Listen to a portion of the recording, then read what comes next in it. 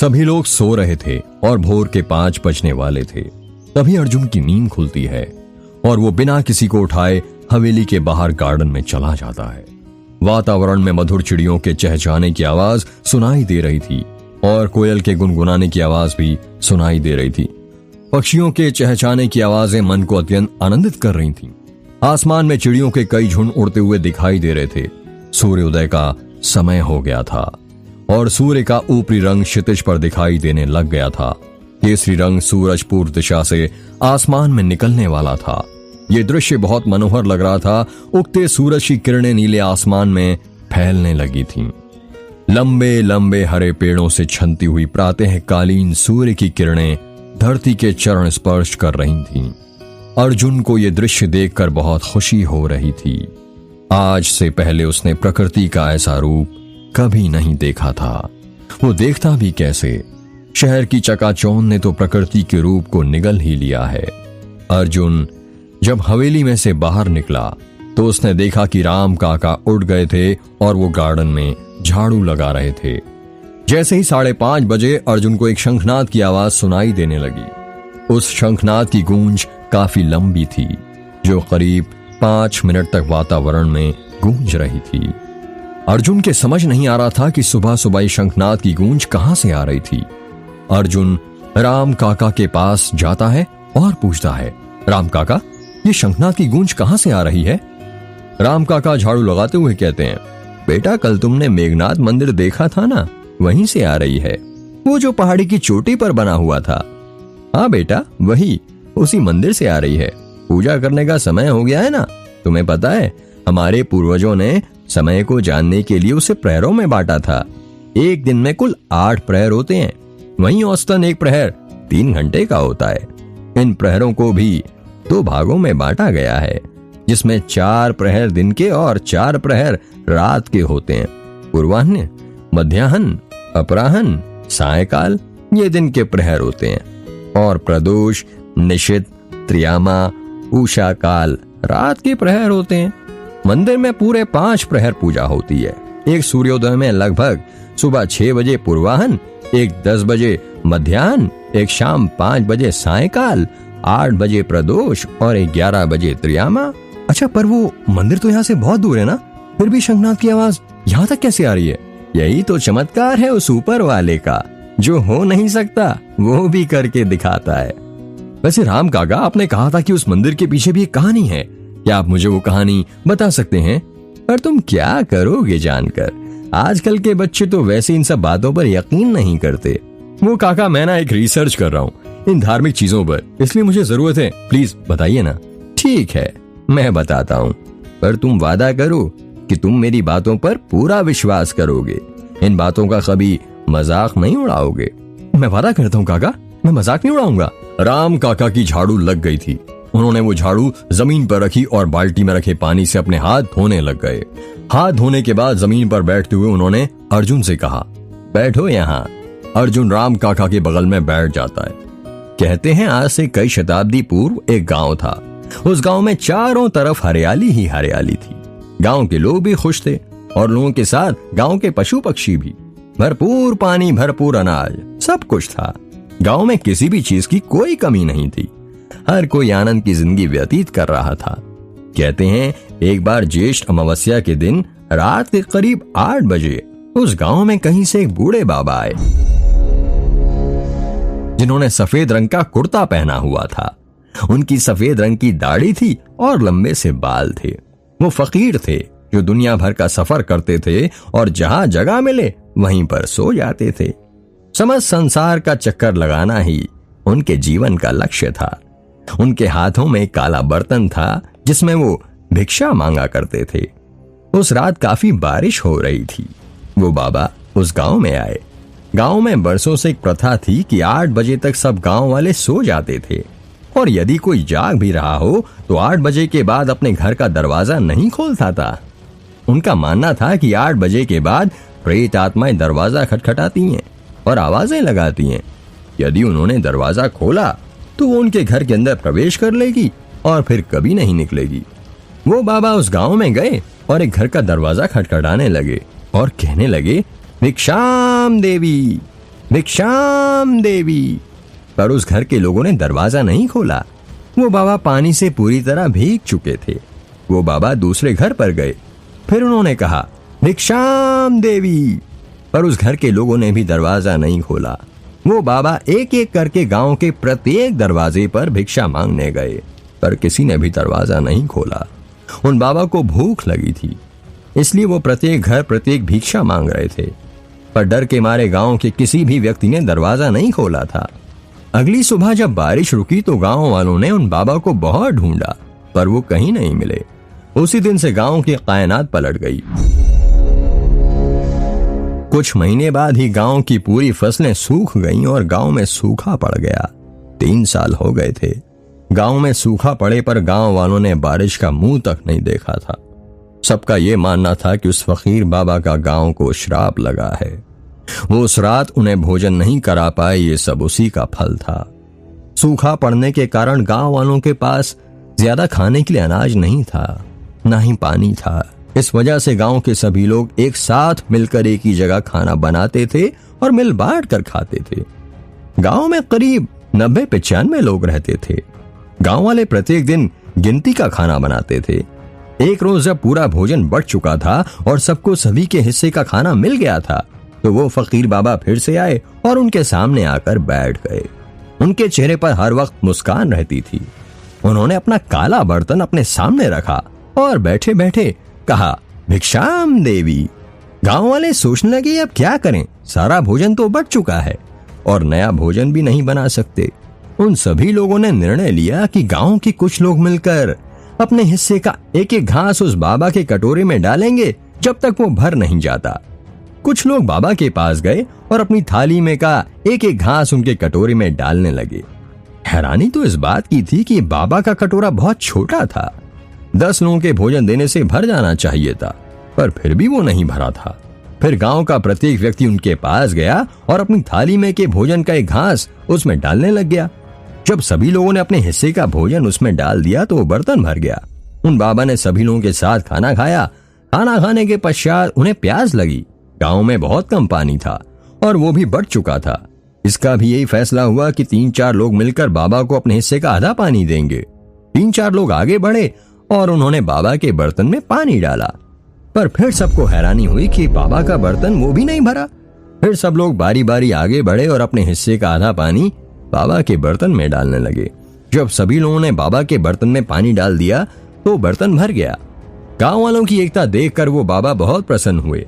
वो गांव के एक मैदान में गए और उन्होंने अपनी झोली में से एक बीज निकाला। उन्होंने स्वयं अपने हाथों से एक गड्ढा खोदा और वो बीज उसमें गड़ा दिया। उनके काले बर्तन में जितना पानी था सब उन्होंने उस बीज पर चढ़ा दिया और वो बाबा वहां से चले गए। गांव वालों ने उन बाबा से बात करने की बहुत कोशिश की, पर उन्होंने किसी से भी बात नहीं की। बाबा के जाने के बाद उसी रात गांव में 3 साल बाद पहली बार बारिश हुई। इतनी बारिश हुई कि बादल फट गए। गांव वालों का मानना था कि फकीर के वेश में वो स्वयं भगवान उनके गांव आए थे। जिस रात बारिश हुई उसी रात पहाड़ी की चोटी पर स्वयंभू मंदिर प्रकट हुआ। स्वयंभू मंदिर अर्थात वो मंदिर जो अपने आप प्रकट होते हैं। गांव वाले वो मंदिर देखकर काफी आश्चर्यचकित हुए। जब गांव वाले उस पहाड़ी वाले मंदिर के पास पहुंचे तो उन्होंने देखा उस मंदिर के अंदर एक अद्भुत स्वयंभू शिवलिंग था जो चमक रहा था। गांव वालों के अनुसार बाबा के उस बीज को लगाने से बारिश हुई थी, इसलिए उस गांव का नाम मेघ रख दिया गया और वो पहाड़ी वाला मंदिर मेघ गांव के पास था और भोलेनाथ का मंदिर था, इसलिए उसे मेघनाथ नाम से संबोधित किया जाने लगा। वो बीज जो उस फकीर ने लगाया था, गांव वाले हर रोज उस पर पानी डालने लगे और कुछ सालों बाद उस बीज ने पेड़ का रूप ले लिया और वो बरगद के पेड़ में तब्दील हो गया जो मेघ गांव के स्कूल में लगा था। वैसे तो एक बरगद के पेड़ का जीवन काल 309 साल का होता है और पीपल के पेड़ का 2500 साल, पर शायद यही उनका चमत्कार था कि वो बरगद का पेड़ हमेशा रहा और मेघ गांव को हरा भरा रखा। राम काका अर्जुन को मेघनाथ मंदिर की पौराणिक कथा सुना ही रहे थे कि तभी अर्जुन ने राम काका के दाएं हाथ पर एक हरे रंग का निशान देखा। वो निशान काफी पुराना दिख रहा था। वो निशान त्रिभुज की तरह था। वो निशान देखकर अर्जुन ने पूछा, काका आपके हाथ पर ये निशान कैसा? बेटा ये निशान तो बंधुआ मजदूरी का है। अर्जुन ने चौंकते हुए कहा, बंधुआ मजदूरी की प्रथा तो बहुत पहले ही समाप्त हो गई थी, है ना? और इसके लिए तो कानून भी बना है, और कानून के मुताबिक किसी से भी बंधुआ मजदूरी कराना अपराध है। हाँ बेटा, पर कानून तो बना है, पर वो सिर्फ किताबों के पन्नों पर ही लागू होता है, हमारे गांव में नहीं। हमारे गांव के तो खुद के नियम और कानून होते हैं, जो बड़े लोगों ने कह दिया वो हमारे लिए कानून है। वैसे आप कब से यहाँ पर काम कर रहे हैं? काका ने हंसते हुए कहा, मैं यहाँ तब से काम कर रहा हूँ जितनी मेरी उम्र है। मेरे सारे पूर्वज यहाँ पर बंधुआ मजदूर थे, यहाँ तक कि मेरी बहू और उसकी बच्ची लाली भी बंधुआ मजदूर है। क्या कहा? आपकी बहू भी है? हाँ। अभी कहाँ है वो इस वक्त? उसकी माँ की तबीयत खराब है, इसलिए वो अपने मायके गई है, कुछ ही दिनों में आ जाएगी। अच्छा, और आपका लड़का? मेरा लड़का? काका ने हंसते हुए कहा, हाँ आपका लड़का, वो कहाँ है अभी? वो तो भगवान के पास है अभी। अर्जुन ने शोक प्रकट करते हुए कहा, जानकर बड़ा दुख हुआ। वैसे कैसे हुई थी उसकी मौत? उसकी मौत हुई नहीं थी, बल्कि उसे मारा गया था। क्या कहा? मारा गया था? किसने मारा था उसे? उस औरत की आत्मा ने। क्या कहा? उस औरत की आत्मा ने? अर्जुन ने चौंक कर कहा, हाँ उस औरत की आत्मा ने, क्योंकि जिन लोगों ने उसे उस दिन जलाया था उसमें से एक मेरा बेटा भी था।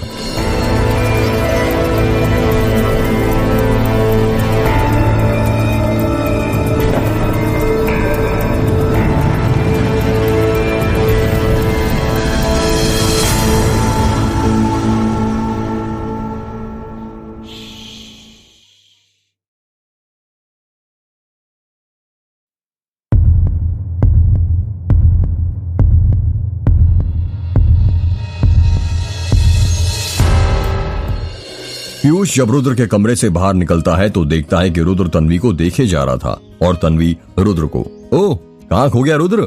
अभी थोड़ी देर पहले तो बोल रहा था कि माँ नीचे बुला रही है, और अब यहाँ तन्वी के साथ नैन मटक्का कर रहा है। पीयूष ने रुद्र को हिलाते हुए कहा, अरे कुछ भी, वो तो तन्वी गिर रही थी तो मैं उसे बस सहारा दे रहा था। क्या कहा? मैं गिर रही थी या तुमने मुझे धक्का मारा? और वैसे भी कोई जरूरत नहीं है तुम्हें मुझे सहारा देने की, जिसे तुम्हें सहारा देना है वो नीचे मंडप में तुम्हारा इंतजार कर रही है। हाँ पता है मुझे, अब तुम मुझे ज्ञान मत दो। ज्ञान तो देना ही पड़ेगा ना, तुम इतने बड़े बेवकूफ जो ठहरे। क्या कहा तुमने? बेवकूफ? अब बेवकूफ को बेवकूफ नहीं कहेंगे तो क्या कहेंगे? तभी रुद्र की माँ की सीढ़ियों के नीचे से आवाज आती है, अरे रुद्र बेटा, और कितनी देर लगी तुझे? बस माँ आ रहा हूँ। रुद्र पीयूष का हाथ पकड़ता है और कहता है, चल नीचे, यहाँ को ज्यादा ही समझदार लोग खड़े हैं। जब रुद्र नीचे जाता है तो देखता है कि नीचे उसकी माँ, चाची, चाचा और स्वाति सब एक साथ खड़े थे। रुद्र के आते ही सबके चेहरे पर मुस्कान आ जाती है। रुद्र की माँ रुद्र के पास जाती है और अपनी आंखों में से काजल निकालकर रुद्र के गले के दाईं साइड पर लगा देती है और कहती है, किसी की नजर ना लगे मेरे बेटे को। नहीं लगेगी दीदी, हमारा रुद्र खूब छान दिख रहा है, मुझे तो डर है कि कहीं रुद्र को मेरी नजर ना लग जाए। इतना कहकर आयशा हंसने लगती है और 3 बार जमीन पर थूकती है, थू थू थू। आयशा को यूं अचानक थूकता देख रुद्र पूछता है, ये आप क्या कर रही हैं चाची? कहीं मेरी नजर ना लग जाए तुझे, इसलिए थूक रही हूँ बेटा। बड़े बुजुर्गों ने कहा है, ऐसा करने से परिवार के सदस्य को परिवार वालों की नजर नहीं लगती है। आप बीना चाची मेरी कितनी फिक्र करती हैं। अरे कैसे नहीं करूं, तू भी तो मेरा बेटा ही है ना। बचपन से जितना तू दीदी के पास नहीं रहा उससे कहीं ज्यादा मेरे पास रहा है। और भूल गया, बचपन में तेरी कंघी और तेरे बालों पर तेल मैं ही ला कर देती थी, याद है चाची? मैं थोड़ी आपको भूल सकता हूँ। रुद्र अपनी चाची से बातें ही कर रहा था कि तभी वहां पर तन्वी, अर्जुन, समीर और अनन्या सीढ़ियों से नीचे उतरते हुए आते हैं। अनन्या रुद्र को ऊपर से नीचे तक देखते हुए कहती है, आज तो हीरो लग रहा है तू। वो तो मैं हूँ ही, रुद्र ने कहा। अरे कोई मुझे भी देख लो, मैं भी किसी हीरो से कम नहीं लग रहा हूँ, पीयूष ने कहा। हाँ सही का, एकदम हाथी दिख रहा है, अनन्या ने कहा। अनन्या की बात सुनकर सभी लोग हंसने लगते हैं। क्या कहा तुमने? समीर के हाथ में कैमरा था, वो कहता है, चलो अब जल्दी से सबकी एक ग्रुप फोटो हो जाए। हाँ क्यों नहीं भैया, मुझे तो फोटो खिंचाने का बहुत शौक है। मैं पहले ही बोल देती हूँ, आपको आज मेरी बहुत सारी फोटो खींचनी पड़ेंगी, स्वाति ने कहा। हाँ हाँ खींच दूंगा गुड़िया, समीर ने कहा। सब लोग एक साथ खड़े होने लगते हैं और जाने अनजाने में तन्वी रुद्र के बगल में खड़ी हो जाती है। जब समीर फोटो खींच रहा होता है तब उसे एहसास होता है कि वो रुद्र के जस्ट बगल में खड़ी है। वो रुद्र के बगल से हटने लगती है, तभी समीर कहता है, क्या कर रही हो तन्वी, हिला क्यों रही हो? मुझे फोटो खींचना है, वीडियो नहीं बनाना तुम्हारा। सभी लोग एक साथ स्माइल करते हैं और समीर उनकी फोटो खींच देता है। 2 मिनट ऐसे ही रहना सब, समीर ने कहा। क्या हुआ समीर अब? अनन्या ने कहा। अरे पागल, मुझे भी तो फोटो में आने दे, एक सेल्फी ले लेता हूँ मैं अपने मोबाइल से। समीर अपनी पैंट की जेब से अपना मोबाइल निकालता है और सेल्फी लेने लगता है। बस बेटा हो गया, वरना यदि यहीं पर फोटो खींचते रहोगे तो रुद्र की शादी की फोटो कब खींचोगे? रुद्र की माँ ने कहा। जी आंटी जी, हो गया बस। आयशा रुद्र की माँ को शादी का सेहरा देते हुए कहती है, लो दीदी, इसे पहना दीजिए रुद्र को, वक्त निकलता जा रहा है। रुद्र की माँ वो सेहरा अपने हाथ में लेती है और रुद्र को पहना देती है। अब बाहर चलें, सारे मेहमान और पंडित जी इंतजार कर रहे हैं, संतोष ने कहा। हाँ चलते हैं, रुद्र ने कहा, और वो वहां से जाने लगता है। तभी आयशा कहती है, अरे रुक रुद्र बेटा। क्या हुआ चाची? दूल्हा ऐसे मंडप में नहीं जाता है। फिर कैसे जाता है? रस्म के मुताबिक दूल्हे को अपनी माँ के दाहिने हाथ की सबसे छोटी उंगली पकड़कर मंडप तक जाना रहता है। ऐसा क्यों चाची? ऐसा इसलिए बेटा, क्योंकि बचपन में जब तुझे चलना नहीं आता था तो तुम्हारी माँ ने ही तुम्हारा हाथ पकड़कर चलना सिखाया था, और आज तो तुम अपनी जिंदगी के नए पड़ाव में कदम रखने जा रहे हो, तो माँ का साथ तो होना ही चाहिए ना। और हमारे इसमें यही रीति रिवाज बरसों से चला आ रहा है। अच्छा, रुद्र ने कहा। रस्म के मुताबिक रुद्र अपनी माँ के दाहिने हाथ की सबसे छोटी उंगली पकड़ता है और अपनी माँ के साथ गार्डन में लगे मंडप के पास जाने लगता है। उन्हीं के पीछे पीछे बाकी सब लोग जाने लगते हैं। मंडप के बीच में हवन कुंड बना था और उसी के पास पंडित जी बैठकर मंत्र पढ़ रहे थे। वर को बैठाइए, पंडित जी कहते हैं।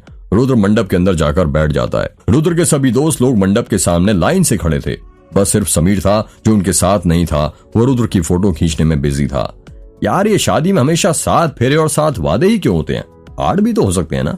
और ये जीने मरने का वादा भी करते हैं, तो बस 7 जन्मों तक का ही क्यों करते हैं? अनन्या कहती है, क्योंकि 8वें जन्म में पति पत्नी को झेल नहीं पाता।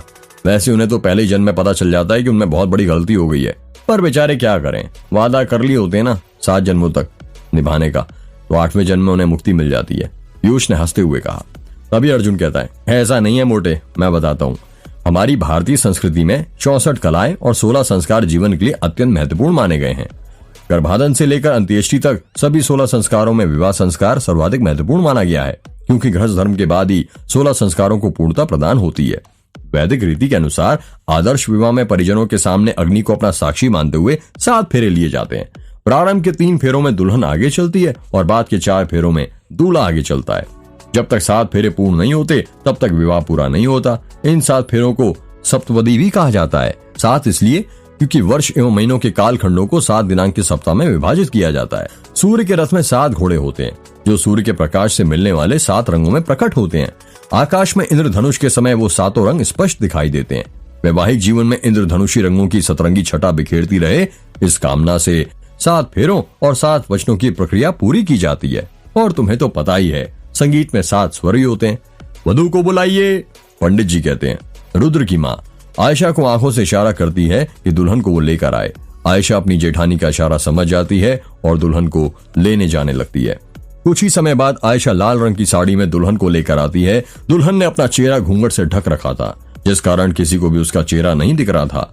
आयशा ने अपने हाथ दुल्हन के कंधों पर रखे थे और उसके साथ साथ धीरे धीरे कदम बढ़ा रही थी। दुल्हन के पैरों की पायल की आवाज उतने शोर में भी अलग ही सुनाई दे रही थी। छम छम छम। दुल्हन को आता देख पीयूष तन्वी से बोलता है, देख तन्वी आ गई तेरी सौतन। तन्वी पीयूष को घूरने लगती है। क्या बोला मोटे तूने? अनन्या ने कहा। कुछ भी तो नहीं, मैं तो बस मजाक कर रहा था। तभी अर्जुन कहता है, तुम लोगों ने एक बात नोटिस की क्या? सबने एक साथ कहा। हिंदू रिवाज के अनुसार दुल्हन की माया लड़की के घर वाले उसे मंडप तक लाते हैं, लेकिन रुद्र की चाची उसे लेकर क्यों आई? वो तो लड़के वालों की तरफ से है ना। हो सकता है होने वाली दुल्हन रुद्र की चाची की रिश्तेदार हो, अनन्या ने कहा। नहीं यार, अगर ऐसा होता तो रुद्र ने उसका चेहरा जरूर देखा होता और उसकी फोटो भी हमें दिखाई होती उस दिन। यार बात में दम तो है तेरी, पीयूष ने कहा। दुल्हन रुद्र के बगल में जाकर बैठ जाती है। वर वधू को गठबंधन से बांधिए, पंडित जी ने कहा। रुद्र की चाची आगे बढ़ती हैं और रुद्र के गमछे को दुल्हन के पल्लू से 3 गांठ बांध देती हैं। वो देख समीर को कैसे हंस हंसकर सबकी फोटो खींच रहा है। उसकी नजर तो हट ही नहीं रही दुल्हन के ऊपर से। हाँ यार सही कहा, फोटोग्राफर होने का यही फायदा है, पीयूष ने कहा। बहुत बड़ा वाला ठगी है, कॉलेज की आदत अभी तक गई नहीं इसकी, अनन्या ने कहा। तभी अर्जुन तन्वी को घूरते हुए कहता है, ये क्या तन्वी, तुमने काले कपड़े क्यों पहने हैं? क्यों, क्या हुआ? तन्वी ने कहा, तुम्हें पता नहीं है क्या शादी के दिन या शुभ कामों के दिन काले कपड़े नहीं पहने जाते हैं, वरना अशुभ हो जाता है। क्या बकवास कर रहे हो तुम अर्जुन? तन्वी ने कहा। नहीं, मैं सच बोल रहा हूँ। ये जो काला रंग होता है रहस्य और गहराई का प्रतीक माना जाता है, ऐसी गहराई जिसका कोई सिरा नहीं होता है। तू ना रुद्र कुछ भी मत बोला कर, अनन्या ने कहा। यार मैं झूठ नहीं बोल रहा हूँ, तंत्र शास्त्र की किताब में साफ साफ लिखा है, यदि काला जादू को सफल बनाना है तो काले कपड़े पहनना जरूरी है। तो तुम कहना क्या चाहते हो? मैंने आज के दिन काले कपड़े इसलिए पहने ताकि यहाँ कुछ अशुभ हो, तन्वी ने गुस्से में बोला। नहीं, मेरा कहने का मतलब ये नहीं था तन्वी, तुम मुझे गलत समझ रही हो। मैं तो बस ये कहना चाहता था कि तुम्हें आज के दिन काले कपड़े नहीं पहनने चाहिए थे। ऐसा कुछ नहीं अर्जुन, मेरे काले कपड़े पहनने से यदि कुछ अशुभ होना होता तो अभी तक हो जाता। तुम तो ऐसे बोल रहे हो जैसे यदि मैं चाहूंगी तो रुद्र की दुल्हन भी अभी गायब हो जाए, और वो हो जाएगी। तन्वी ने जैसे ये शब्द बोले मंडप की लाइट धीरे धीरे बंद चालू होने लगती है। सब लोग कहने लगते हैं ये क्या हो रहा है। तभी अचानक लाइट चली जाती है। अरे ये लाइट को क्या हो गया? आयशा ने कहा। राम काका जरा देखना लाइट कैसे चली गई। संतोष ने कहा। जी छोटे मालिक अभी देखता हूँ, राम काका ने कहा। यार ये लाइट ऐसे अचानक कैसे चली गई? पीयूष ने कहा। पता नहीं यार, अनन्या ने कहा। तभी लाइट आ जाती है और सबको रुद्र की माँ की चीख सुनाई देती है। हे भगवान! रुद्र के सभी दोस्त मंडप के पास भाग कर जाते हैं और देखते हैं कि क्या हुआ है। और जब उन्होंने मंडप की ओर देखा तो उनकी आंखें खुली की खुली रह जाती हैं। दुल्हन मंडप के अंदर नहीं थी, वो कहीं गायब हो जाती है। जिस गठबंधन से उसके आंचल को रुद्र के गमछे के साथ बांधा गया था वो खुला हुआ था। सभी मेहमान में हलचल मच जाती है और वो एक दूसरे से कहने लगते हैं, अरे दुल्हन कहाँ चली गई? दुल्हन कहाँ गायब हुई अचानक?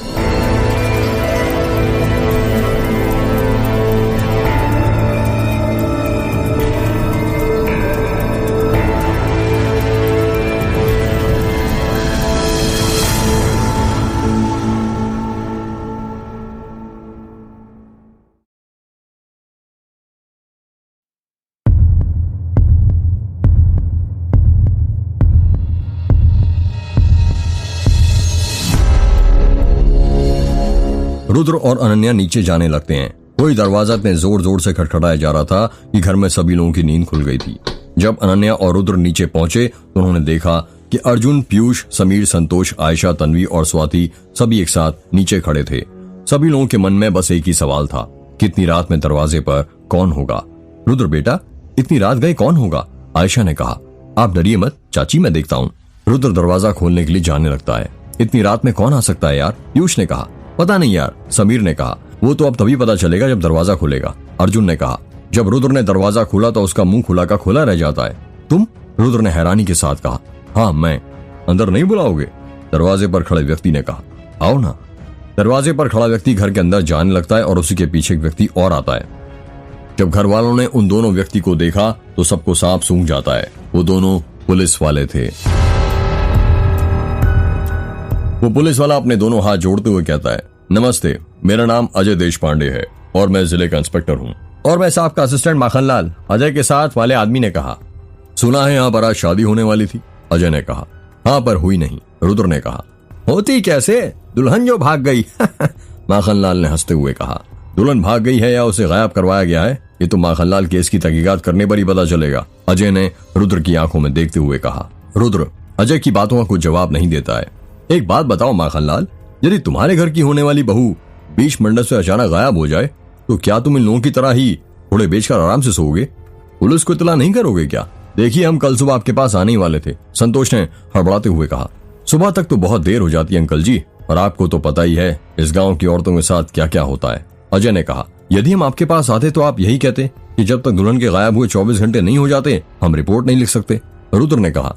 लगता है बहुत कानून पढ़ा है तुमने, पर शायद तुम भूल रहे हो कि ये शहर नहीं गांव है। गांव और शहर में बहुत फर्क होता है। हाँ पता है मुझे, पर क्या आप मुझे इतनी रात गए मेरे घर आने का कारण बताना चाहेंगे? यार एक लड़की गायब हो गई है और तुम्हें अभी भी समझ नहीं आया कि पुलिस क्यों आई है? इस केस की तहकीकात करने आए हम, माखनलाल ने कहा। पर केस किसने दर्ज करवाया? रुद्र ने कहा। हमारा नाम अजय पांडे है और हम इंतजार नहीं करते किसी के केस दर्ज करवाने का। अपने केस हम खुद ही दर्ज करवा लेते हैं।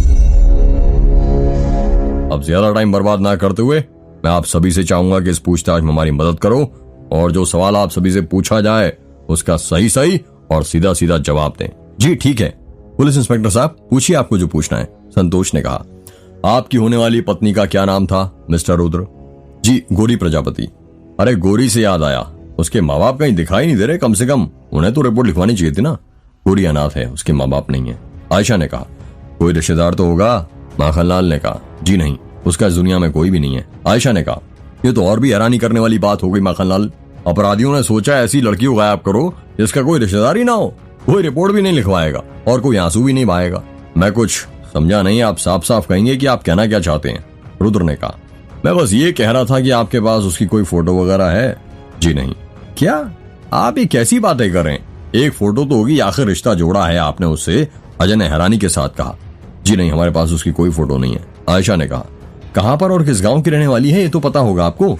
माखनलाल ने कहा, देखिए इंस्पेक्टर साहब, हमें गोरी के बारे में कुछ नहीं पता, जो भी पता है वो दीदी को पता है। तो कहां पर है आपकी दीदी? उन्हीं को बुला दीजिए, उन्हीं से सब पूछ लेंगे।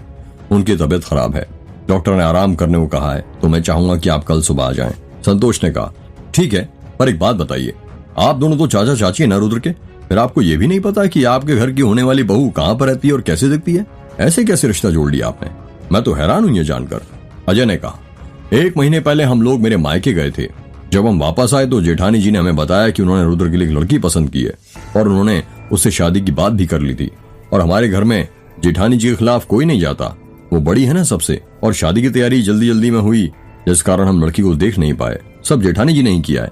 आयशा ने कहा, अच्छा ठीक है, हम फिर कल आते हैं, आप सभी तैयार रहिएगा सवाल जवाब के लिए, बहुत से पुराने जख्म ताजा होने वाले हैं। अजय ने रुद्र की आंखों में देखते हुए कहा।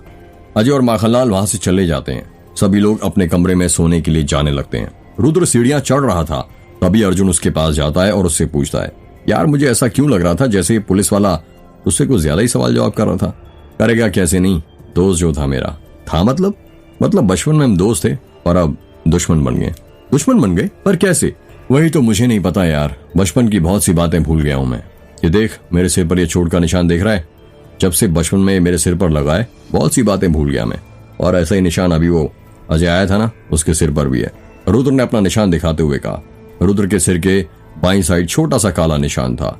उस निशान को देखकर समझ नहीं आ रहा था कि वो उसे गिरने के कारण लगा है या किसी ने उसको गहरा घाव दिया है। हाँ यार, मैंने तो उस निशान पर कभी गौर ही नहीं किया था। कैसे करता? मैं अपने बालों के पीछे से छुपा कर जो रखता था। पर यार मुझे ना ये अजय कुछ ठीक नहीं लग रहा, कहीं दुश्मनी निकालने के लिए तो तुझे फंसा दे। भाई तू डर मत, और वैसे भी जब मैंने कुछ गलत काम किया नहीं तो मैं क्यों डरूं? यार तूने कोई गलत काम नहीं किया, पर तेरे परिवार के लोगों ने तो किया है ना। याद है, आज से 18 साल पहले मेघ गांव की एक औरत को जिंदा जला दिया गया था। कहते हैं पूर्वजों द्वारा किया गया पाप उसकी आने वाली पीढ़ी को भुगतना पड़ता है। यार प्लीज वो बात याद मत दिला। जब से बचपन में वो औरत वाला कांड हुआ था ना, मैं सो नहीं पाता था। तभी तो पापा ने मुझे शहर भेज दिया था, और फिर कुछ दिनों बाद पता चला कि पापा की अचानक मौत हो गई। पता नहीं पापा की मौत कैसे हुई थी। यह रहस्य आज भी रहस्य बना हुआ है। इसी वजह से तो माँ मुझे यहाँ इस गाँव में रहने नहीं देती थी, कहती रहती थी वो चुड़ैल मार देगी तुझे। क्या तू भरोसा करता है इन सब बातों पर? यार पागल हो रहा है क्या? पर माँ जो करने को बोलती है वो मैं कर लेता हूँ, चाहे वो अंधविश्वास ही क्यों ना हो। क्योंकि तुझे पता तो है ना, कोई भी माँ कभी भी अपने बेटे का बुरा नहीं चाहेगी। वो अपने बेटे के लिए भगवान से भी लड़ सकती है। हाँ ये तो सही कहा तूने। पर एक बात बता, तुझे कैसे पता कि 18 साल पहले एक औरत को जिंदा जला दिया गया था मेघ गांव में? यार भूल गया तू? तुझे बताया था ना, यहाँ आते वक्त राम काका ने हमें कहानी सुनाई थी। लगता है राम काका तुझे मेरे बचपन के सारे राज बताकर ही मानेंगे। रुद्र ने हंसते हुए कहा। चल अब सोने चलते हैं, वरना बात करते करते यहीं सुबह हो जाएगी। हाँ चल। अर्जुन और रुद्र सोने के लिए जाने लगते हैं। सभी लोग सो चुके थे। संतोष आयशा एक कमरे में सो रहे थे, तन्वी अनन्या और स्वाति एक कमरे में, और रुद्र अर्जुन पीयूष और समीर दूसरे कमरे में। भोर के 4 बज रहे थे और अर्जुन को नींद नहीं आ रही थी। वो बार बार करवटें बदल रहा था। अर्जुन के बगल में ही समीर सो रहा था, जिस कारण उसकी नींद खुल जाती है। क्या हुआ अर्जुन, तुझे नींद नहीं आ रही क्या? समीर ने उठकर धीरे से अर्जुन से कहा। यार तलब लगी है। यार वो तो मुझे भी लगी है, तो फिर चलें? कहाँ चलें? बाहर पागल, यहाँ पर पिएगा क्या? हाँ चल, पर तेरे पास रखी तो है ना? हाँ भाई रखी है, पर यार गेट तो बंद होगा ना हवेली का, और यदि इतनी रात को खोला तो सब लोग जाग जाएंगे। उसका भी इंतजाम है मेरे पास। हवेली के 2 गेट हैं, जो एक आगे खुलता है और एक पीछे। तो हम पीछे वाले गेट से बाहर जाएंगे, और वो गेट ज्यादा बड़ा भी नहीं है, छोटा सा है।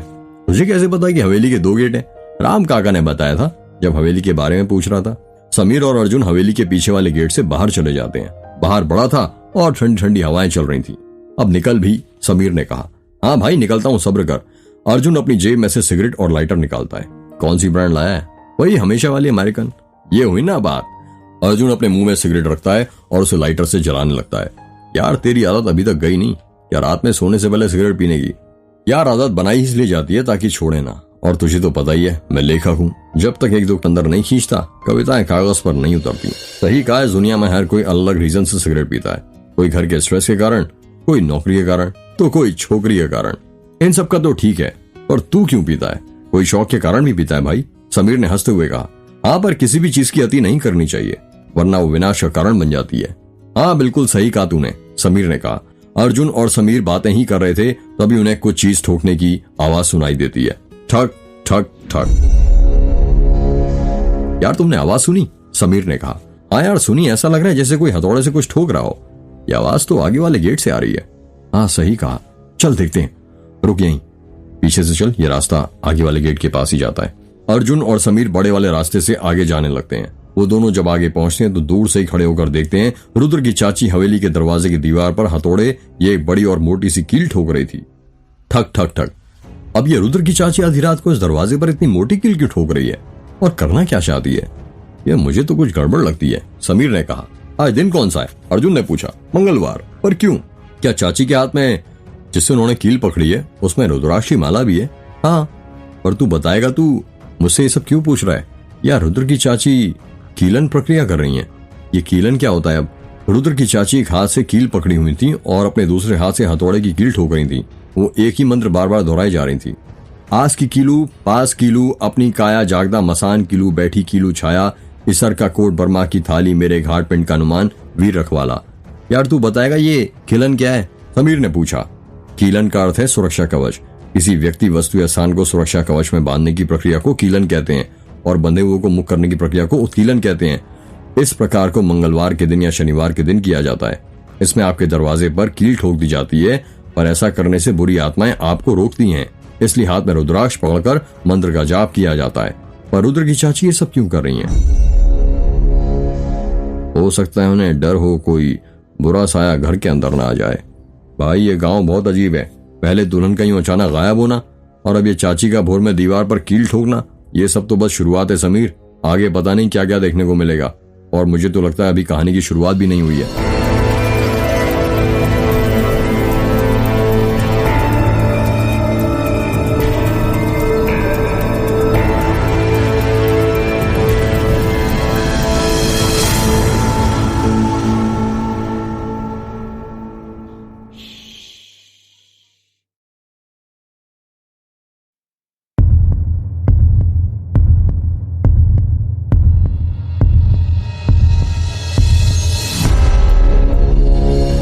सुबह हो गई थी और सभी लोग उठ गए थे। रुद्र हाथ मुंह धोकर अपनी माँ के कमरे में जाता है और देखता है कि उसकी माँ को होश आ गया था। माँ आपको होश आ गया? रुद्र ने कहा। हाँ बेटा आ गया। रुद्र अपनी माँ के पास जाता है और उनके सिर पर प्यार से हाथ फेरने लग जाता है और कहता है, आपको नहीं पता माँ, हमारी तो जान ही निकल गई थी। आप क्यों लेती हो इतना टेंशन? बेटा टेंशन लेने वाली बात तो है ही ना। ऐसे बीच मंडप से अगर दुल्हन गायब हो जाए तो तुम मुझसे नाराज तो नहीं है ना? माँ मैं आपसे क्यों नाराज होऊंगा? आखिर तेरे लिए आखिर दुल्हन तो मैंने ही देखी थी ना। हाँ पर इसमें आपका तो कोई दोष नहीं है। यदि वो कहीं गायब हो गई या चली गई तो तू फिक्र मत कर, देखना उससे भी अच्छी लड़की लाऊंगी तेरे लिए। रुद्र की माँ ने जैसे ये बात कही वहां पर तन्वी चाय की ट्रे लेकर आ जाती है और दरवाजे पर खड़ी होकर कहती है, क्या मैं अंदर आ सकती हूँ? अरे तन्वी बेटा तुम आओ ना। रुद्र की माँ ने तन्वी को देख कर कहा, मैं आपके लिए चाय लेकर आई थी, ये लीजिए। तन्वी ने चाय की ट्रे आगे बढ़ाते हुए कहा। रुद्र की माँ और रुद्र चाय की ट्रे में से चाय के कप उठाने लगते हैं। ट्रे में एक बड़ा और एक छोटा चाय का कप था। अरे ये क्या, तुम रुद्र के लिए बड़े कप में चाय लेकर आई हो? तुम्हें कैसे पता कि रुद्र छोटे कप में चाय नहीं पीता है? रुद्र की माँ ने छोटा वाला चाय का कप उठाते हुए कहा, वो चाय बनाई है ना मैंने, पर छानी चाची ने, उन्होंने बताया कि रुद्र बड़े कप में चाय पीता है। तन्वी ने हगलाते हुए कहा। अच्छा। रुद्र की माँ ने चाय का घूंट पीते हुए कहा। जैसे उन्होंने चाय पी वो कहने लगी, अरे इसका स्वाद तो बिल्कुल वैसा ही है जैसा रुद्र जब चाय बनाता है तब आता है। तन्वी जैसे ये बात सुनती है वो घबरा जाती है और कहती है, चाची ने मुझे नीचे बुलाया था, मैं जाती हूँ। तन्वी वहां से जाने लगती है। रुद्र चाय पीने लगता है। रुद्र जैसे ही चाय का पहला घूंट पीता है उसको याद आता है भोपाल की मिनाल कॉलोनी का रूम नंबर 205, जहां पर वो समीर, पीयूष और अर्जुन एक साथ किराए में रहते थे। उनको याद आता है जब तन्वी उसके रूम पर पढ़ाई करने आया करती थी। तन्वी और रुद्र जमीन पर चटाई बिछाकर पढ़ाई कर रहे थे। रुद्र बोर्ड पर ड्राफ्ट सेट कर रहा था। रुद्र ये पॉइंट क्या होता है? तन्वी ने कहा। जैसे तुम्हारे माथे की छोटी सी बिंदी है वैसे ही पॉइंट होता है। मतलब जो जरूरी नहीं है, पर यदि कहीं पर लग जाए तो उसका महत्व बढ़ा देता है। जिस तरह बिंदी तुम्हारे चेहरे की सुंदरता बढ़ा देती है। इंग्लिश में बोले तो point is which has no dimension or negligible length. अच्छा, front view is also known as elevation top, view is also known as plain side view, is also known as end view. Rudra Tanvi को engineering drawing के बारे में समझाया जा रहा था और तन्वी अपने हाथ में रोलर स्केल ले बार बार रोलर को हाथ से घुमाए जा रही थी। तन्वी को देखकर रुद्र समझ जाता है कि तन्वी का पढ़ने में मन नहीं लग रहा है और वो उससे पूछता है, क्या हुआ तन्वी, समझ में नहीं आ रहा क्या? नहीं रुद्र, समझ में तो आ रहा है, पर तन्वी बोलते बोलते रुक जाती है। पर क्या, ऐसी उबासी क्यों ले रही हो? रुद्र, वो मुझे चाय पीनी है। अभी दोपहर के 3 बजे? हाँ अभी। तुम्हें पता नहीं है क्या चाय पीने से नींद चली जाती है? और आप जो काम करते हुए फुल कंसंट्रेशन के साथ करते हो, मुझे तो लगता है कि चाय को नेशनल एनर्जी ड्रिंक घोषित कर देना चाहिए। नेशनल एनर्जी ड्रिंक घोषित बाद में कर लेना, पहले पढ़ लो, कल ईडी का मीट सेम है। हाँ पता है मुझे, पर चाय पिए बिना मेरा बिल्कुल भी दिमाग नहीं चलेगा। ठीक है, फिर ऐसा करो, किचन में सब सामान रखा हुआ है, जाओ और बना लो चाय। रुद्र, मैंने तुम्हें बताया था ना, मुझे खाना बनाना नहीं आता और चाय बनानी भी नहीं आती। मेरे रूम पर सब अनन्या ही बनाती है। यार तन्वी, ऐसे कैसे चलेगा? तुम्हें चाय बनाना भी नहीं आती, ये तो नेसेसरी है ना, छोटे से बच्चे को भी आती होगी। रुद्र, तुम ही बना दो ना प्लीज, और इसी बहाने मैं सीख भी जाऊंगी। तन्वी ने प्यार से बोला। ठीक है, पर पहली और आखिरी बार अच्छे से देख भी लेना और सीख भी लेना कि चाय कैसे बनाते हैं, ठीक है? रुद्र तन्वी को अपने किचन में ले जाता है। देखो अभी मैं तुम्हें दोनों के हिसाब से चाय बनाना सिखाता हूँ। सबसे पहले 2 कप दूध नापकर चाय के हत्थे में डाल दो, बस थोड़ा सा ही पानी डालो, जिससे जब चाय पके तो पानी की भाप बने, दूध की नहीं। उसके बाद 4 चम्मच शक्कर डालना, और देखो चाय पत्ती कभी भी चम्मच से नापकर मत डालना, उसे हमेशा अपने हाथों से डालना और उसकी खुशबू को महसूस करना। जब तुम्हें लगे कि इतनी मुट्ठी चाय पत्ती 2 कप के लिए ठीक है, तो तुम्हारे हाथ अपने आप रुक जाएंगे। शुरू में वक्त लगेगा। जब चाय में उबाल आने लग जाए तो अदरक को कूट लेना और फिर डालना। उबाल आने से पहले मत डालना, वरना दूध फट सकता है। और बस हो गया आधा काम। और अब चाय पकने लगे तो 1 चम्मच से उसे हिलाते रहना ताकि वो अटे ना। जब चाय की खुशबू तुम्हारी सांसों में समा जाए तो बस समझ लेना चाय बन गई। और यदि आपकी नाक बंद हो और चाय की खुशबू ना ही आए तो तन्वी के रुद्र के साथ शरारत करते हुए कहा। और यदि आपकी नाक बंद हो और चाय की खुशबू ही ना आए तो तन्वी ने रुद्र के साथ शरारत करते हुए कहा। यदि नाक बंद हो तो चाय का रूप देखकर समझ जाओ। क्या कहा? चाय का रूप देखकर? वो कैसे?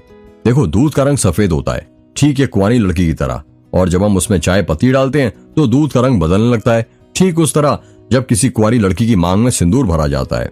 जिस तरह सिंदूर का रंग कत्थई होता है, ठीक उसी प्रकार एक अच्छी चाय का रंग भी कत्थई होता है। जब तुम्हें कत्थई रंग दिखे तो समझ जाना चाय तैयार हो गई है। ठीक है मेरे चाय वाले बाबू, तन्वी ने हंसते हुए कहा। तभी रुद्र का मोबाइल बजने लगता है और वो दूसरे कमरे में चला जाता है। जब वो वापस आता है तो देखता है कि तन्वी चाय छान रही थी। तभी वो उसे हाथ से रोकते हुए कहता है, रुको तन्वी, क्यों, क्या हुआ? वो मैं छोटे कप में चाय नहीं पीता। क्यों? बस आदत है बचपन से, और आदत कभी बदलती नहीं। तुम भी ना रुद्र पर आदत बदलना सीख लो, शादी के बाद बहुत कुछ बदलने वाला है। तन्वी ने हंसते हुए कहा। अरे रुद्र बेटा, कहाँ खो गए? रुद्र की माँ ने रुद्र को हिलाते हुए कहा। कहीं भी तो नहीं माँ, बस यूं ही। रुद्र और उसकी माँ चाय ही पी रहे थे, तभी वहां पर राम काका आ जाते हैं और कहते हैं, बड़ी मालकिन, वो पुलिस इंस्पेक्टर साहब आए हैं और वो आपको नीचे बुला रहे हैं। उनसे कहो कि वो इंतजार करें, हम बस अभी आते हैं। अजय और माखनलाल घर के सभी लोगों के साथ नीचे हॉल में रुद्र और उसकी माँ का इंतजार कर रहे थे। तभी सीढ़ियों से रुद्र और उसकी माँ नीचे आते हैं। जैसे ही रुद्र की माँ नीचे आती है, अजय उनके पास जाता है और उनके पैर पड़ते हुए कहता है, कैसी आंटी जी आप? ठीक हूँ बेटा, तुम कैसी हो? मैं भी ठीक हूँ। मैं माफी चाहूंगा, आपकी तबीयत खराब है और इस हालत में मैं आपसे सवाल जवाब करने आ गया। अरे बेटा, इसमें माफी मांगने की क्या जरूरत है? आखिर तुम अपना फर्ज ही तो निभा रहे हो। पूछो, क्या पूछना है तुम्हें? मैं जानना चाहता हूँ कि आपको गोरी कैसे मिली और कैसे आपने रुद्र की शादी उससे तय कर दी। हर एक छोटी से छोटी बात जो आपको उसके बारे में याद हो। आज से 1 महीने पहले की बात है। आयशा और संतोष आयशा के मायके गए थे और रुद्र बैंगलोर में अपनी जॉब पर था। मैं राम काका के साथ मेघनाथ मंदिर गई थी। जब मैं वापस आ रही थी तो हमारी कार अचानक बीच रास्ते में पंचर हो गई। राम काका मैकेनिक को लेने चले गए और मैं उनके वापस आने का इंतजार करने लगी। इंतजार करते करते काफी वक्त हो गया था, पर राम काका बहुत देर से नहीं आए थे। गर्मी बहुत थी, इस वजह से मुझे प्यास लगने लगी। मैं कार के अंदर से निकली और बाहर पानी ढूंढने लगी। बहुत दूर चलने के बाद भी मुझे कहीं पानी नहीं मिला। मेरा गला सूखे जा रहा था। तेज धूप में चलते चलते पता नहीं कब मैं गिर गई और बेहोश हो गई। जब मैंने आंखें खोली तो देखा कि मैं एक छोटी सी झोपड़ी में एक खटिया के ऊपर लेटी हुई थी। मैं उठी और मैंने आवाज दी, मैं कहाँ पर हूँ, कोई है? तभी एक लड़की मेरे पास आई और कहने लगी, अरे माँ जी, आप उठ गई? उस लड़की की कोयल की तरह मीठी आवाज थी। हाँ बेटी, पर मैं कहाँ हूँ? ये पहाड़ी वाली झोपड़ी है। जब मैं गोंदिया से वापस आ रही थी तो आते वक्त रास्ते में मैंने आपको बेहोश देखा तो आपको यहाँ ले आई। शुक्रिया बेटी, मेरी जान बचाने के लिए, वरना पता नहीं मेरा क्या होता। अरे इसमें शुक्रिया की क्या बात हुई माँ जी, आखिर एक इंसान ही तो दूसरे इंसान के काम आता है ना। वैसे तुम्हारा नाम क्या है और यहाँ पर तुम अकेली रहती हो क्या? कोई दिख नहीं रहा। मेरा नाम गौरी है और 1 साल हो गया मेरे पिता को गुजरे हुए। जब से वो मुझे छोड़कर गए हैं मैं यहाँ अकेले ही रहती हूँ। अच्छा, फिर तुम्हारा गुजारा कैसे होता है? बापू खिलौने बनाते थे और उन्होंने मुझे भी सिखाया था। बस वही बनाकर गोंदिया शहर में बेच देती हूँ। देखिए कैसी दिख रही है, गौरी ने गुड़िया देते हुए कहा। अरे वाह, ये तो बहुत अच्छी लग रही है, बिल्कुल तुम्हारी तरह सुंदर। अच्छा, अब मैं चलती हूँ, शाम होने वाली है। ठीक है माँ जी, मैं आपको आपकी कार तक छोड़ देती हूँ। ठीक है, ये कुछ पैसे हैं, इसे रख लो, तुम्हारे काम आएंगे। नहीं नहीं माँ जी, मैं ये नहीं ले सकती। क्यों? बस नहीं ले सकती माँ जी, मैं किसी का एहसान नहीं लेती। गरीब हूँ पर खुद कमाती हूँ, खुद खाती हूँ, किसी के सामने कभी हाथ नहीं फैलाती हूँ। अरे पागल, ये भीख में दिए हुए पैसे थोड़ी हैं। एक काम कर, तू ये तेरी गुड़िया मुझे दे दे और इसके बदले तू ये पैसे मुझसे ले ले। अब तो ठीक है ना? रुद्र की माँ ने गुड़िया अपने हाथ में और पैसे गौरी के हाथ में देते हुए कहा। फिर ठीक है माँ जी, गौरी ने हंसते हुए कहा। जब मैं उस गुड़िया को अपने घर लेकर आई तो पता नहीं क्या जादू था उसमें। ऐसा लगता था जैसे वो मुझे अपनी ओर खींच रही हो। पूरी गौरी की तरह दिखती थी मुझे वो, और रह रहकर उसकी याद दिलाती थी। गौरी की हंसी, उसकी आवाज मेरे मन में बस गई थी। और फिर एक दिन जब मैं फिर मेघनाथ मंदिर गई तो फिर मुझे वो रास्ते में मिली। इस तरह मैं उसे अच्छे से जानने पहचानने लग गई। उसके घर जाने लगी, उससे बात करने लगी। मुझे अच्छा लगता था उससे बातें करना और उसके साथ बैठना। खाना भी वो बहुत अच्छा बनाती थी। मुझे रुद्र के लिए एक ऐसी ही लड़की चाहिए थी। जब मैंने उससे पूछा क्या तुम मेरे घर की बहू बनोगी, पहले तो उसने मना कर दिया, पर जब मैंने उससे विनती की और बहुत समझाया तो वो मान गई। मैंने कहा तुम शादी खर्च की फिक्र मत करना, सब मैं उठा लूंगी, बस तुम मेरे घर की दुल्हन बन जाओ। वो भी बहुत खुश थी, पर पता नहीं वो शादी वाले दिन अचानक कैसे गायब हो गई, ये बात मेरी भी समझ में नहीं आ रही।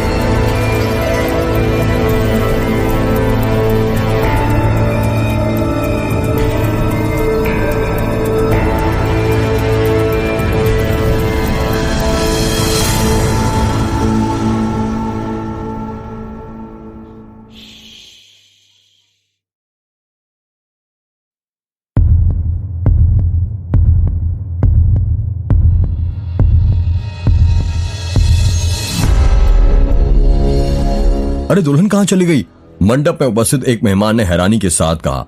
ऐसे अचानक कहाँ जा सकती है दुल्हन? दूसरे मेहमान ने कहा। रुद्र अपनी जगह से उठता है और दुल्हन को ढूंढने लग जाता है। सभी लोग दुल्हन को ढूंढने लग जाते हैं। अर्जुन और समीर हवेली के अंदर दुल्हन को ढूंढने लगते हैं और बाकी सब गार्डन में ही दुल्हन को ढूंढ रहे थे। समीर मिली क्या? अर्जुन ने कहा। नहीं भाई, नहीं मिली। अचानक लाइट जाती कहाँ गायब हो गई? लाइट जाने से पहले तो सब कुछ ठीक था ना? हाँ यार, पता नहीं, मुझे तो ये गाँव ही बहुत विचित्र लगता है। हाँ यार, बहुत देर ढूंढने के बाद भी दुल्हन किसी को कहीं नहीं मिलती है। किसी के भी समझ में नहीं आ रहा था ऐसे अचानक बीच मंडप से दुल्हन कहाँ गायब हो सकती है। रुद्र की माँ और चाची मंडप के अंदर खड़े थे। तभी रुद्र की माँ अपना हाथ अपने सिर पर रखती है जैसे उसको चक्कर आ रहे हों। वो धीमी धीमी आवाज में रुद्र बोलते हुए बेहोश हो जाती है। अपनी जेठानी को बेहोश होते हुए देख आयशा की चीख निकल जाती है और वो चिल्लाकर कहती है, दीदी। जब रुद्र देखता है तो उसकी माँ बेहोश होकर गिर गई है। वो भागते हुए अपनी माँ के पास जाता है और कहता है, उठो माँ, ये आपको क्या हो गया आपको?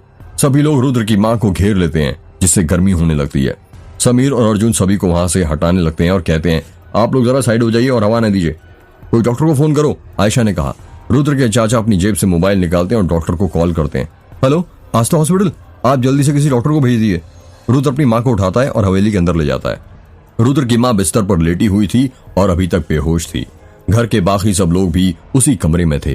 पता नहीं किसकी नजर लगी है मेरे घर को, आयशा ने रोते हुए कहा। आप फिक्र मत कीजिए, जल्दी सब ठीक हो जाएगा, तन्वी ने कहा। सारे मेहमान पता नहीं क्या सोच रहे होंगे, कितनी बदनामी होगी अब हमारी पूरे समाज में। आप फिक्र मत कीजिए, भगवान सब जल्दी सब ठीक कर देंगे, अर्जुन ने कहा।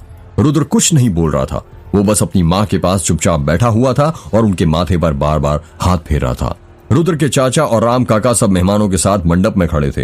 रुद्र के चाचा के समझ में नहीं आ रहा था कि वो सब मेहमानों से क्या बोलें, उनको क्या जवाब दें कि दुल्हन कहाँ गायब हो गई।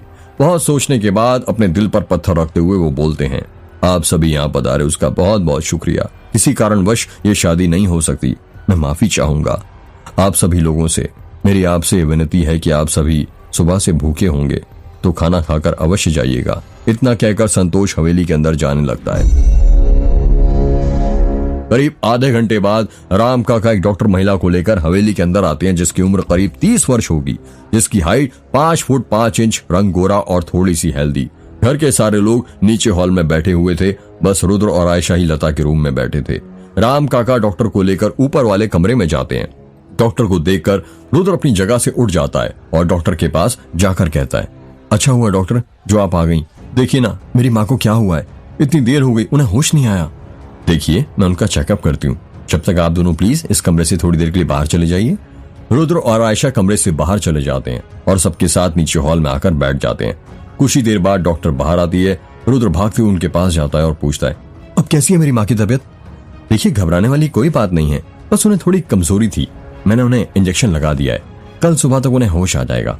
अब उन्हें कुछ आराम करने की जरूरत है और हाँ मैं कुछ दवाइयां लिख देती हूँ, आप कल सुबह उसे ले आइएगा। जी डॉक्टर। डॉक्टर अपने बैग में से एक पेन और कागज निकालती है और सोफे पर जाकर बैठ जाती है और उस कागज में दवाइयों के नाम लिखने लगती है। जब से डॉक्टर नीचे आई थी अर्जुन उन्हीं को घूरे जा रहा था। ये लीजिए मैंने 3 दिन की दवाइयां लिख दी है, डॉक्टर ने रुद्र को पर्चा देते हुए कहा। जी डॉक्टर। डॉक्टर वहां से जाने लगती है, तभी अर्जुन उस डॉक्टर के पास जाता है और पूछता है, जी आपका नाम? जी मेरा नाम डॉक्टर माधवी शर्मा है। माधवी शर्मा। अर्जुन ने नाम दोहराते हुए कहा, क्यों क्या हुआ, आपको मेरा नाम पसंद नहीं आया क्या? डॉक्टर माधवी ने हंसते हुए कहा, जी नहीं ऐसी कोई बात नहीं है, आपका नाम बहुत अच्छा है, पर मुझे ऐसा क्यों लग रहा है कि जैसे मैंने आपको कहीं देखा है। जी माफ कीजिएगा पर मैंने तो कहीं नहीं देखा। अर्जुन अपने दिमाग पर जोर देता है और कहता है, आप इंदौर से हैं क्या? हाँ आपको कैसे पता? अपोलो हॉस्पिटल से? हाँ पर आपको कैसे पता? मैंने आपको वहीं देखा था शायद। फिर यहाँ बलमा टोला में कैसे? यहाँ पर हमारा मेडिकल कैंप लगा हुआ है, पास ही के गांव दास गांव में हम हर गांव में कैंप लगा रहे हैं। अच्छा पर मैंने इससे पहले आपको कहीं देखा है। अर्जुन ने कुछ सोचते हुए कहा, मुझे तो कुछ याद नहीं। अच्छा अब मैं चलती हूँ, जब जरूरत पड़े तो बुला लीजिएगा। जी शुक्रिया आपका, अर्जुन ने कहा। अरे इसमें शुक्रिया की क्या बात है, ये तो फर्ज है मेरा। रात के 10 बज रहे थे। रुद्र अपनी माँ के पास बैठा हुआ था जो इस वक्त आराम कर रही थी और बाकी सब नीचे हॉल में बैठे हुए थे। तभी तन्वी देखती है कि स्वाति अपने पेट को जोर से दबा रही थी, जैसे उसके पेट में दर्द हो रहा हो। क्या हुआ स्वाति बेटा? कुछ तो नहीं दीदी। घबराओ नहीं बेटा, बताओ। वो मेरे पेट में दर्द हो रहा है। वो तो होगा ही ना, यदि खाना नहीं खाओगी तो। चलो तुम हाथ धो लो, मैं तुम्हारे लिए खाना निकाल कर देती हूँ। नहीं दीदी मुझे नहीं खाना। देखो ऐसे मना नहीं करते, मुझे पता है तुम क्यों नहीं खा रही हो, इसलिए ना क्योंकि आंटी जी की तबीयत खराब है। पर यदि हम लोग खाना नहीं खाएंगे और अपनी तबीयत खराब कर लेंगे तो उनका ख्याल कौन रखेगा? तन्वी की बात सुनकर अनन्या ने कहा, तन्वी सही बोल रही है, हम सभी को भी अपना ख्याल रखना चाहिए और खाना खा लेना चाहिए। हाँ तन्वी ठीक बोल रही है, संतोष ने कहा। सभी लोग खाना खाने साथ साथ डाइनिंग टेबल पर बैठ जाते हैं। तन्वी और अनन्या सबके लिए खाना निकाल रही थी। जब तन्वी रसोई घर से खाना लेकर आई तो उसने देखा सभी लोग डाइनिंग टेबल पर बैठे थे, सिवाय रुद्र को छोड़कर वो वहां पर नहीं था। तन्वी रुद्र की चाची से पूछती है, रुद्र नहीं आया क्या? वो नहीं आएगा, बचपन से वो ऐसा ही है, माँ के बगैर कुछ अच्छा नहीं लगता उसे। बचपन में जब वो 10 साल का था तो उसके पापा की अचानक मौत हो गई और उसी दिन उसके दादा को लकवा हो गया। इस सदमे से बहुत देर से उभर पाया था वो। अब उसे डर लगा रहता है कि कहीं वो अपनी माँ को भी ना खो दे, इसलिए उनकी हर एक इच्छा पूरी करता है। हमारा रुद्र माँ का कहना कभी नहीं टालता। सही कहा आपने, जितना प्यार रुद्र अपनी माँ से करता है वो उतना प्यार किसी से नहीं कर सकता है, तन्वी ने कहा। सभी लोग अपने कमरे में सोने चले जाते हैं। रात के करीब 12 बज रहे थे, तभी तन्वी की नींद खुलती है और वो अनन्या को उठाती है। अनन्या उठो। क्या हुआ तन्वी, इतनी रात को क्यों उठा रही हो? एक काम करेगी इतनी रात को? हाँ प्लीज, ये काम तुम ही कर सकती हो। बोलो मेरे साथ नीचे चलो। अभी इतनी रात को? हाँ चलो ना। बात क्या है जरा ये तो बताओ पहले। तुम नीचे चलो, मैं सब बताती हूँ। अनन्या तन्वी के साथ रसोई घर में जाती है। तन्वी एक प्लेट में थोड़ा सा चावल, दाल और कुछ रोटियां निकाल देती है और अनन्या से कहती है, ये थाली मैंने रुद्र के लिए बनाई है, क्या तुम उसे ले जाकर दे दोगी? तुम क्यों नहीं दे देती? अनन्या, अगर मैं देने गई तो रुद्र को लगेगा कि मैं अभी उससे प्यार करती हूँ और मैं नहीं चाहती कि उसको ये लगे, क्योंकि हमारा रिश्ता बहुत क्रिटिकल स्टेज पर है और एक बार जो आईना टूट जाए उसमें दोबारा चेहरा नहीं दिखता, वो सिर्फ कांच का एक टुकड़ा होता है। चाहे हम कितना भी कोशिश कर लें उस कांच के टुकड़े को जोड़ने की, वो हमें सिर्फ जख्मी देता है। तुम तो मुझे समझ सकती हो ना, कॉलेज में हॉस्टल में हमेशा एक तुम ही थी जिसने मेरा साथ दिया है। हाँ तन्वी, मैं समझ सकती हूँ, पर तुम्हें तो पता है ना, रुद्र की चाची भी उसे खाना देने के लिए गई थी पर उसने नहीं खाया। वो बहुत जिद्दी है, मेरे हाथों से भी नहीं खाएगा। वो खाएगा, बस तुम उससे इतना कहना, जली हुई रोटी और जले हुए दिल हमेशा जले नहीं होते। क्या क्या ये सब क्या? कुछ मत करो, ये थाली लो और रुद्र को देकर आओ चुपचाप। जाओ जल्दी। अब अनन्या वो थाली उठाती है और रुद्र के पास जाने लगती है। जब अनन्या रुद्र के पास पहुंची तो उसने देखा कि रुद्र अभी भी जाग रहा था और अपनी माँ के पास बैठा हुआ था। क्या मैं अंदर आ सकती हूँ? अनन्या ने कहा। हाँ रुद्र, ये खाना खा लो। नहीं मुझे भूख नहीं है। देखो, जली हुई रोटी और जले हुए दिल हमेशा जले हुए नहीं होते। रुद्र ने जैसे ये बात सुनी वो अनन्या को घूरने लग जाता है। अब तो खाओगे ना? अनन्या ने कहा। हाँ। इतना कहकर रुद्र रोटी का निवाला तोड़ने लगता है। रुद्र जैसे ही रोटी का पहला निवाला तोड़ता है उसको याद आता है यूआईटी कॉलेज में उसका और तन्वी का कॉलेज की कैंटीन की कैनोपी में साथ साथ बैठना, जहां पर वो तन्वी के साथ बैठकर घंटों बातें करता रहता था। रुद्र और तन्वी कैंटीन की कैनोपी में बैठकर एक टिफिन में से खाना खा रहे थे। टिफिन के अंदर भिंडी की सब्जी और रोटियां थी। रुद्र, तुम्हें खाना बनाना तो आता है ना? तन्वी ने कहा। हाँ, क्यों? क्योंकि मुझे नहीं आता। फिर तो तुम्हें सीखना पड़ेगा, ऐसे कैसे चलेगा? अरे तो क्या हुआ, तुम बना दिया करना। मैडम, मैं एक दिन बना सकता हूँ, 2 दिन बना सकता हूँ, पर रोज रोज थोड़ी ना बना सकता हूँ। बात तो तुम्हारी भी ठीक है, तो फिर अभी से प्रैक्टिस कर लो जली हुई रोटियां और सब्जियां खाने की। तन्वी ने रोटी का निवाला तोड़कर रुद्र के मुंह की तरफ बढ़ाते हुए कहा। तुम्हारे हाथ का तो मैं जला हुआ भी खाने को तैयार हूँ। रुद्र ने तन्वी के हाथ का निवाला खाते हुए कहा। वैसे बस बोलने की बात है, शादी के बाद सब बदल जाता है। यदि एक भी दिन जली रोटी खिला दी तुम्हें तो तुम मुझे ताने लगाओगे। ऐसा नहीं है मेरी तन्वी, मैं एक बात बताता हूँ, जली हुई रोटी और जले हुए दिल हमेशा जले हुए नहीं होते। हो सकता है कि ज्यादा आंच और ज्यादा प्यार की वजह से वो जल गए हों, पर रोटी को प्यार से तो बनाया गया था ना, उसका स्वाद हमेशा अच्छा ही होगा, भले वो कितनी भी जल क्यों ना गई हो। ये रोटी कैसे जली ये तो समझ गई, पर ये जले हुए दिल की कहावत समझ नहीं आई मुझे। वक्त आने पर समझ जाओगी तन्वी। बताओ ना रुद्र, तन्वी ने प्यार से बोला। नहीं, मुझे नहीं बताना, एक दिन तुम खुद समझ जाओगी। चलो छोड़ो ये सब और चुपचाप खाना खाओ। बातों के चक्कर में खाना खाना ही भूल गए तुम तो, तन्वी ने रुद्र को रोटी खिलाते हुए कहा। रुद्र अपनी माँ और अनन्या के पास बैठकर खाना खा ही रहा था कि तभी उसे किसी के दरवाजा खटखटाने की आवाज सुनाई देती है। खटखट खटखट खटखट। इतनी रात को कौन आया होगा? अनन्या ने कहा। पता नहीं, रुद्र ने हैरानी के साथ कहा। रुद्र और अनन्या दोनों सोचने लग जाते हैं कि रात के 1 बजे कौन दरवाजा खटखटा सकता है।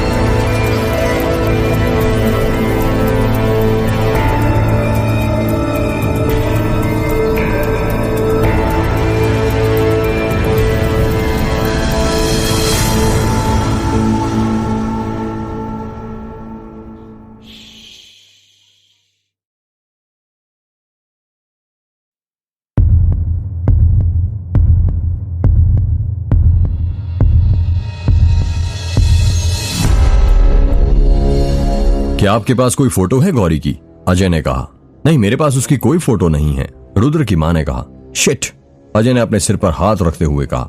कुछ देर चुप रहने के बाद अजय ने फिर कहा, क्या आप मुझे वो गुड़िया लाकर दे सकती हैं जो आपने गौरी से खरीदी थी?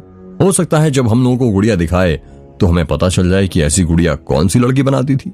ठीक है, आप यहीं रुकिए, मैं अभी अपने कमरे से लेकर आती हूँ। इतना कहकर रुद्र की माँ अपने कमरे में जाने लगती है। थोड़ी देर बाद रुद्र की माँ वो गुड़िया लेकर आती है और अजय को देने लगती है, पर तभी अर्जुन उस गुड़िया को रुद्र की माँ के हाथ से ले लेता है और उस गुड़िया को घूरने लगता है। वो गुड़िया कपड़ों से बनाई गई थी, उसकी छोटी छोटी 2 ब्राउन रंग की चोटी थी। उस गुड़िया ने लाल रंग की फ्रॉक पहनी हुई थी। क्या हुआ अर्जुन, ऐसे क्या देख रहे हो गुड़िया में? अजय ने कहा। कुछ नहीं, मुझे बस ये बहुत अच्छी लगी, पहली बार इतनी सुंदर गुड़िया देख रहा हूँ, अर्जुन ने हड़बड़ाहट में कहा। अच्छा, पर अब तुम्हारी इजाजत हो तो क्या मैं इस गुड़िया को देख सकता हूँ? हाँ, क्यों नहीं, अब आपको ही तो इसका ख्याल रखना है, संभाल कर रखिएगा, अर्जुन ने अजय के हाथों में गुड़िया देते हुए कहा। तुम्हारे कहने का मतलब क्या है? कुछ नहीं, मैं तो बस ये कहना चाह रहा था कि ये गुड़िया गौरी के खिलाफ बहुत बड़ा सबूत है, ये उसे ढूंढने में मदद करेगा, इसलिए संभाल कर रखिएगा। अब आप हमारे साहब को सिखाएंगे कि कौन सी चीज संभाल कर रखनी चाहिए और कैसे, माखनलाल ने कहा। अरे मैं तो बस बता रहा था, रुद्र की मां ने मुद्दे को बदलते हुए कहा। अरे अजय बेटा, तुम बहुत देर से आए हो, कुछ ठंडा गरम लोगे? जी नहीं आंटी, इसकी कोई जरूरत नहीं है, अब हम चलते हैं। जो पता आपने बताया है हम वहां पर जाकर देखते हैं, हो सकता है गौरी के बारे में कुछ और पता चल जाए। ठीक है बेटा, रुद्र की मां ने कहा। अजय और माखनलाल वहां से चले जाते हैं।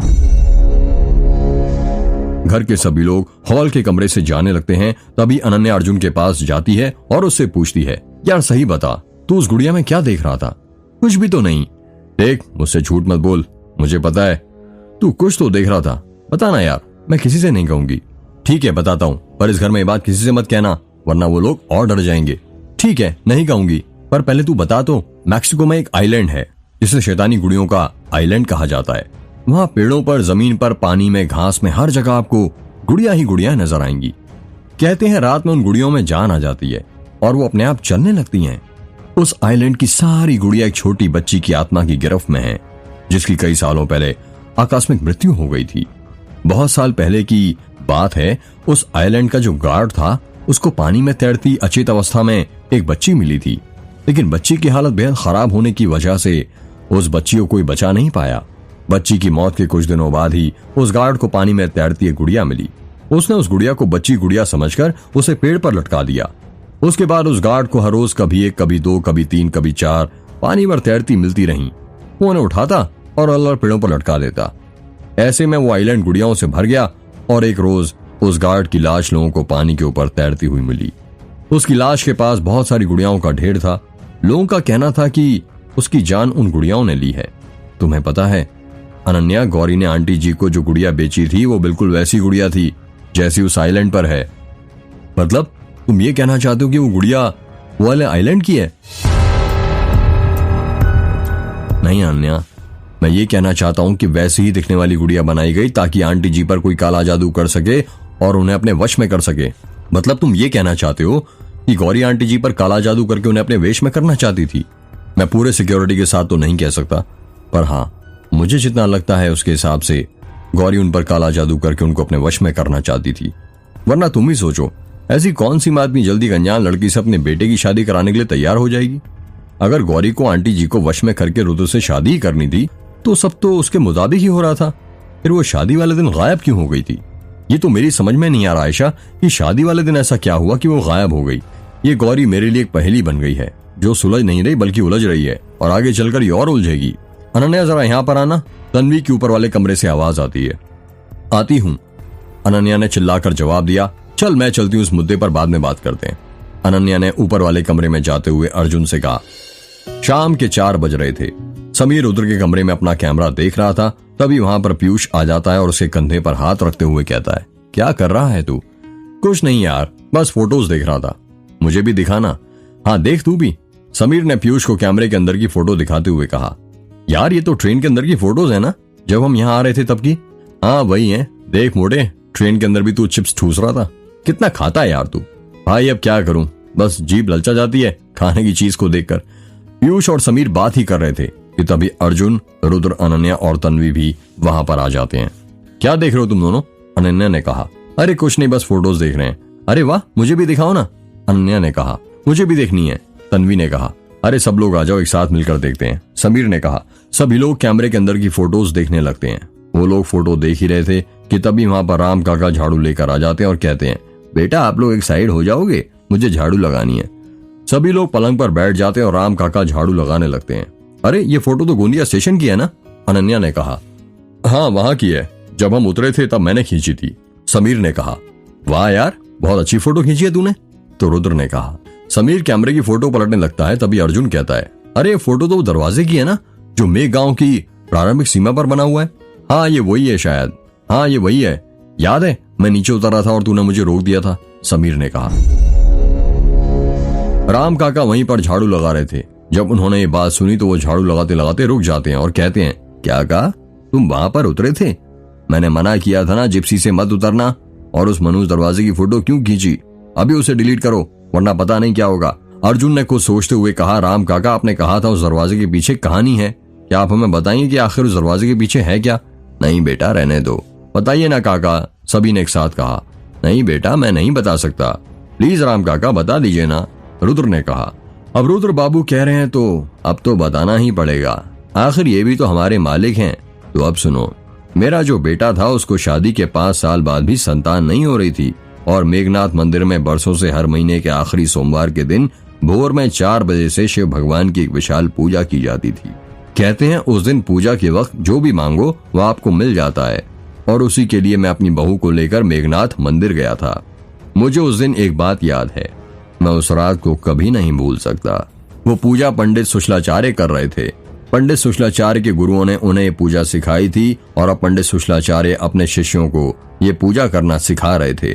पंडित सुशलाचार्य के 4 शिष्य थे, आदित्य, करण, निशान और निर्मल, जिनकी उम्र करीब 10 वर्ष थी। पंडित सुशलाचार्य और उनके शिष्य पूजा की तैयारी कर रहे थे। वो 5 लोग मेघनाथ मंदिर के अंदर शिवलिंग के पास बैठे हुए थे और मैं और मेरी बहू दूर खड़े होकर चुपचाप वो पूजा देख रहे थे। पंडित सुशलाचार्य सबसे पहले शिवलिंग को ठंडे जल और पंचामृत से स्नान कराते हैं। पंडित शुक्लाचार्य शिवलिंग के दर्शनी ओर से भस्म की 3 समानांतर धारियां बनाते हैं और फिर समांतर धारियां खींचकर उन पर मध्य में एक वृत्त बनाते हैं जिसे शिवाक्ष कहते हैं। गुरुजी, इस पूजा में भस्म का क्या अर्थ है? आदित्य ने पूछा। भस्म शब्द में भ अर्थात भद्र सनम अर्थात नाश हो, स्म अर्थात स्मरण। भस्म के कारण पापों का निर्दालन होकर ईश्वर का स्मरण होता है। हमारा शरीर नाशवान है, इसे निरंतर स्मरण रखने का जो प्रतीक है वो भस्म है, इसलिए पूजा में भस्म का प्रयोग किया जाता है। मनस्तों के मंत्र का उच्चारण करते हुए पवित्र भस्म को अंगूठे से रगड़ते हैं। त्र्यंबक मंत्र पढ़ते हुए इसे मस्तिष्क पर लगाते हैं। त्रयायुषे मंत्र पढ़ते हुए इस भस्म को अपने शरीर पर लगाते हैं। इस पूजा में कौन कौन से पुष्प अर्पित किए जाते हैं गुरुजी? निशान ने कहा। धतूरा, श्वेत कमल, चमेली, नागचंपा, रजनीगंधा, मोगरा तथा श्वेत पुष्प शिवजी को अर्पित किए जाते हैं। केतकी और केवड़ा केवल महाशिवरात्रि के दिन चढ़ाए जाते हैं। बेलपत्र को किस दिशा में रखना उचित है गुरुजी? करण ने पूछा। बेलपत्र को औंधे रखकर और उसके डंठल को अपनी ओर करके शिवलिंग पर चढ़ाते हैं।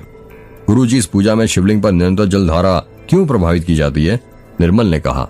जैसा कि आप सभी को ज्ञात होगा, शिवलिंग में शिव शक्ति एकत्रित होती है, जिस कारण प्रचंड ऊर्जा उत्पन्न होती है। इस ऊर्जा का शिवलिंग के कणों पर एवं दर्शनार्थियों पर कोई प्रतिकूल प्रभाव ना पड़े, इसलिए शिवलिंग पर निरंतर जलधारा प्रभावित की जाती है। इस धारा से खर्ज स्वर में सूक्ष्म ओम उत्पन्न होता है। मंत्र की निरंतर धार पड़ते रहने से कालपिंड खुल जाता है, अर्थात जीव निर्गुण ब्रह्मा तक पहुंच जाता है। गुरुजी, शास्त्रों के अनुसार सूर्यदेव की 7, गणेश जी की 4, भगवान विष्णु और उनके सभी अवतारों की 4, देवी दुर्गा की 1, हनुमान जी की 3 पर शिवजी की आधी परिक्रमा क्यों की जाती है? आदित्य ने कहा। शिवजी की आधी परिक्रमा इसलिए की जाती है क्योंकि इस संबंध में हमारे पुराणों में मान्यता है कि जलधारी को लांघना नहीं चाहिए। जलधारी तक पहुंचकर परिक्रमा को पूर्ण मान लिया जाता है। भगवान की परिक्रमा हमेशा दाहिने हाथ की ओर से शुरू करनी चाहिए, क्योंकि प्रतिमाओं में मौजूद सकारात्मक ऊर्जा उत्तर से दक्षिण की ओर प्रभावित होती है और बाएं हाथ की ओर से परिक्रमा करने पर इस सकारात्मक ऊर्जा से हमारे शरीर का टकराव होता है। इस वजह से परिक्रमा का लाभ नहीं मिल पाता है। परिक्रमा करते वक्त हमें कौन से मंत्र का जाप करना चाहिए गुरुजी? निशान ने पूछा। यानी कानी न पापानी जन्मांतर कृतानी च तानी सर्वाणी नश्यन्तु प्रदक्षिणे पदे पदे, अर्थात जाने अनजाने में हमारे द्वारा किए गए और पूर्व जन्मों के सारे पाप प्रदक्षिणा के साथ साथ नष्ट हो जाएं। परमेश्वर मुझे सद्बुद्धि प्रदान करे। पंडित शुक्लाचार्य अपने चारों शिष्यों के साथ खड़े होते हैं और शिवलिंग की परिक्रमा करने लग जाते हैं। परिक्रमा समाप्त होने के बाद वो अपने शिष्यों के साथ शिवलिंग के सामने नतमस्तक हो जाते हैं। पंडित शुक्लाचार्य दूध से भरा पात्र अपने हाथ में उठाते हैं और शिवलिंग पर चढ़ाने लग जाते हैं। दूध को जैसे ही शिवलिंग पर चढ़ाया जाता है, उस दूध में से दुर्गंध आने लग जाती है। उस दूध में से ऐसी दुर्गंध आ रही थी जैसे किसी मरे हुए इंसान की लाश में से आती है। उस दुर्गंध को सूंघकर मैं, मेरी बहू और पंडित शुक्लाचार्य के चारों शिष्य चकित हो गए थे। ये क्या हो रहा है? गुरुजी, ताजे दूध में से मरे हुए इंसान की गंध कैसे आने लगी? करण ने कहा। कहीं हमसे पूजा करने में कोई गलती तो नहीं हो गई है? निर्मल ने कहा। नहीं पुत्र, गलती हमसे नहीं, गलती तो सरपंचों से हुई है। इतना कहकर पंडित शुक्लाचार्य अपनी आंखें बंद कर लेते हैं और समाधि में लीन हो जाते हैं।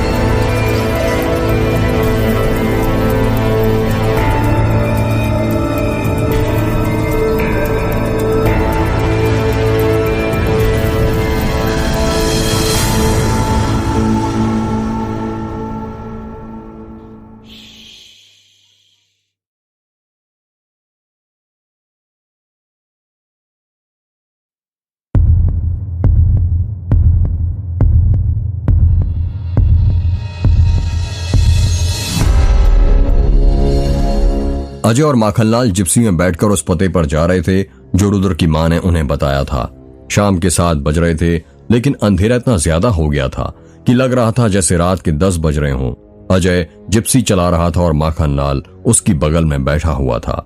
साहब, आपको क्या लगता है, गौरी के गायब होने के पीछे क्या रुद्र के घर वालों में से किसी का हाथ है या गौरी खुद किसी के साथ भाग गई है?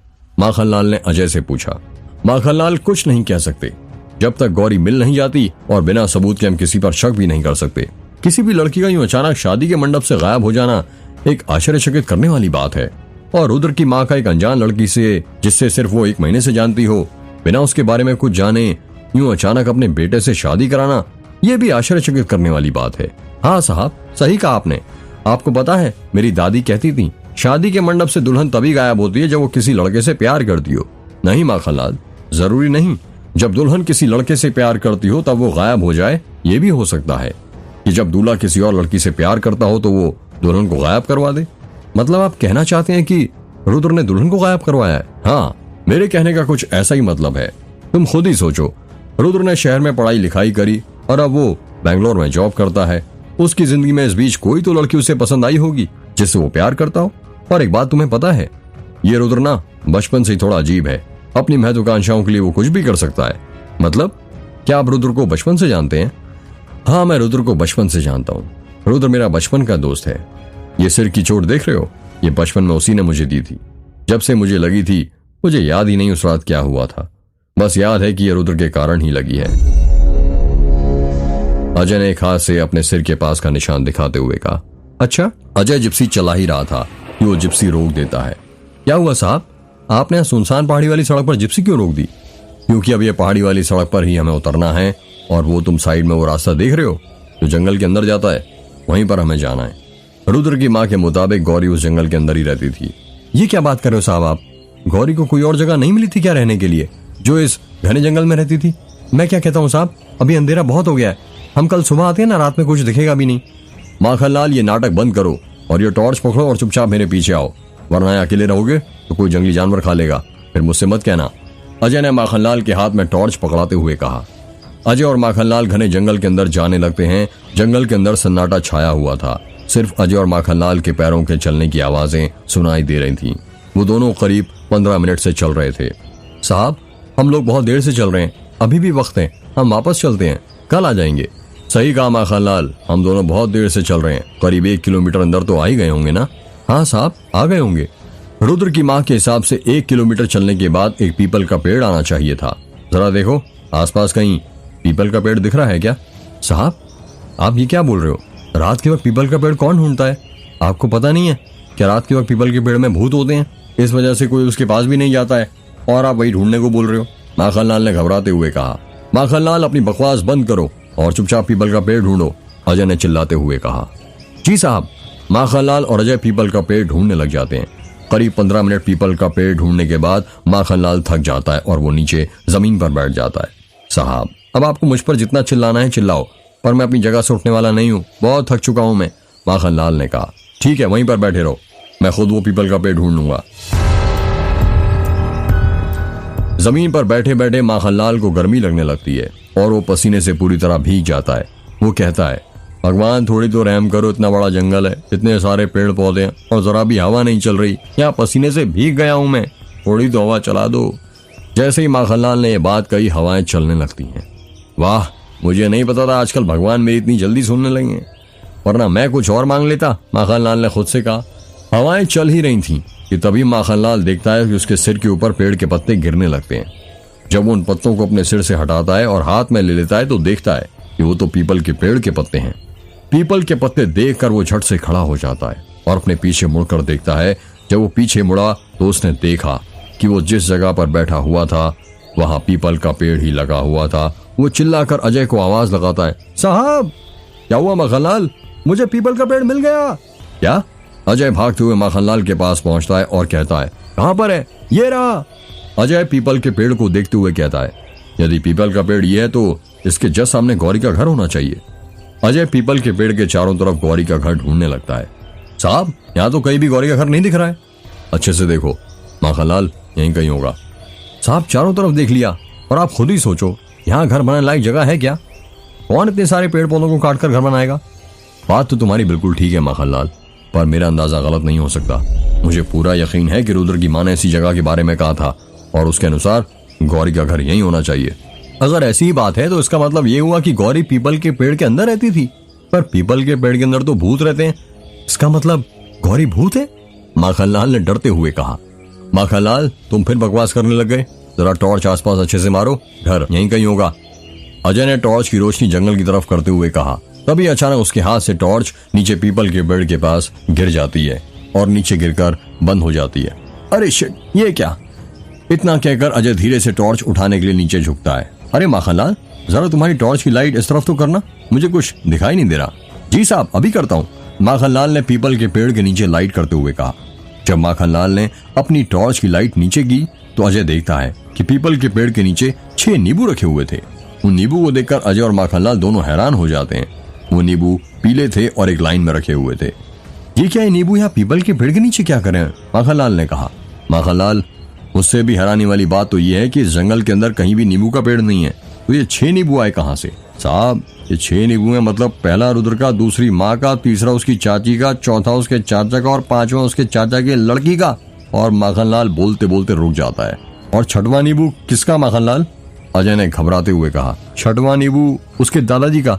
ये भी तो हो सकता है कि माखनलाल के 6 नींबू उसके दोस्तों के नाम के हों। पहला रुद्र का, बाकी उसके 5 दोस्त तन्वी, अनन्या, समीर, पीयूष और अर्जुन का। हाँ साहब, ये भी हो सकता है, अजय ने हंसते हुए कहा। अब बस भी करो माखनलाल, तुम्हारी अंधविश्वास से भरी अनसुलझी पहेलियां नहीं सुननी मुझे। बातें वही किया करो, समझ में आए। साहब, ये अंधविश्वास से भरी अनसुलझी पहेलियां जब सुलझ जाती है ना, तो समझ में तो आती हैं, और उसका उपाय पता नहीं चलता। थोड़ी देर रुककर माखनलाल फिर कहता है, साहब मुझे तो लगता है कि गौरी काला जादू करती थी और अपने काले जादू से ही उसने रुद्र की माँ को अपने वश में किया था। अब बस भी करो माखनलाल, ये क्या जादू टोने वाली बातें कर रहे हो? और चुपचाप अब ये नींबू उठाओ। हो सकता है कि गौरी के हाथ के फिंगरप्रिंट्स इन नींबू पर लगे हों। ये आप कैसी बात कर रहे हो साहब? यदि उसका काला जादू मुझे लग गया तो? माखनलाल बस, अजय ने चिल्लाते हुए कहा। ठीक है साहब, उठाता हूँ। माखनलाल नीचे बैठता है और नींबू उठाने के लिए अपना हाथ आगे बढ़ाने लगता है। माखनलाल की दिल की धड़कनें तेज होने लगती हैं। उसके माथे से पसीने की बूंद नीचे गिरने लगती है। टप टप। माखनलाल वो नींबू उठाने ही वाला था कि तभी अजय उसे रोक लेता और कहता है, सुनो माखनलाल, ऐसे नींबू उठाओगे क्या? हाँ साहब, आप ठीक कह रहे हैं। उठाने से पहले मैं एक बार हनुमान चालीसा का पाठ कर लेता हूँ। बेवकूफ, मैं उसकी बात नहीं कर रहा हूँ। यदि ऐसे नींबू उठाओगे तो तुम्हारे हाथ के निशान नींबू पर लग जाएंगे। ये ग्लव्स लो और ये पॉलिथीन इसमें रख लो, इन सब नींबुओं को। अजय ने माखनलाल को ग्लव्स और पॉलिथीन देते हुए कहा। माखनलाल ग्लव्स पहनता है और नींबू उठाने लगता है। वो जैसे ही पहला नींबू उस सफेद पॉलिथीन में रखता है, सर्र से हवा चलने की आवाज सुनाई देती है और वो डर डर के जल्दी से सारे नींबू पॉलिथीन में रख लेता है और कहता है, अब चलें साहब? हाँ चलो रुद्र के घर। बता दो दें कि गौरी के पत्ते पर गौरी की जगह ये नींबू मिले हैं हमें। इतनी रात को जाना ठीक रहेगा? 9 बज गए हैं। माखनलाल, हम पहले लेट हो चुके हैं और ये किसी लड़की की जान का सवाल है। हमें जल्द से जल्द उसे ढूंढना है। अजय और माखनलाल वापस से अपनी जिप्सी की तरफ जाने लगते हैं। जब वो जिप्सी के पास पहुंचते हैं तो अजय कहता है, सुनो, ये नींबू जो हमें मिले हैं ना, इसे वो जो गौरी की गुड़िया रखी थी ना हमने, वो सफेद पॉलिथीन में उसमें रख दो। जी साहब। माखनलाल जिप्सी के अंदर वो पॉलिथीन ढूंढने लगता है। बहुत कोशिश करने के बाद भी वो उसे नहीं मिलती। साहब, पॉलिथीन कहीं नहीं मिल रही, यहीं पर तो रखी थी। क्या बोल रहे हो तुम माखनलाल? अभी जंगल में जाने से पहले यहीं जिप्सी के पीछे वाली सीट पर ही तो गुड़िया रखी थी। इतना कहकर अजय भी जिप्सी के पीछे वाली सीट पर वो गुड़िया ढूंढने लगता है, पर उसे भी वो गुड़िया नहीं मिलती है। ऐसा कैसे हो सकता है? मैंने अपने हाथों से उस गुड़िया को यहाँ पर रखा था, अजय ने हैरानी के साथ कहा। कहीं वो गुड़िया कहीं गायब तो नहीं होगी गौरी की तरह? याद है साहब, अर्जुन ने कहा था वो गुड़िया संभाल कर रखना, कहीं गायब भी हो सकती है। और देखिए, हो गई अपने आप गायब। माखनलाल के साथ साथ अजय भी पसीने से भीग जाता है।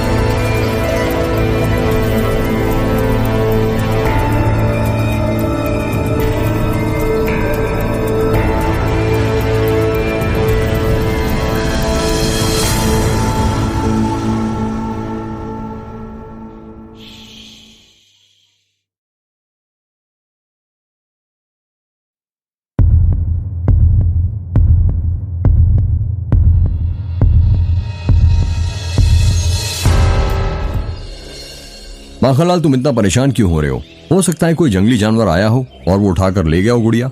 हाँ साहब, परवर कुछ नहीं, चुपचाप जिप्सी में बैठो और चलो रुद्र के घर। जी साहब। अरे याद रहे उन्हें गुड़िया के बारे में कुछ पता नहीं चलना चाहिए, वरना वो लोग पुलिस वालों को लापरवाह समझेंगे।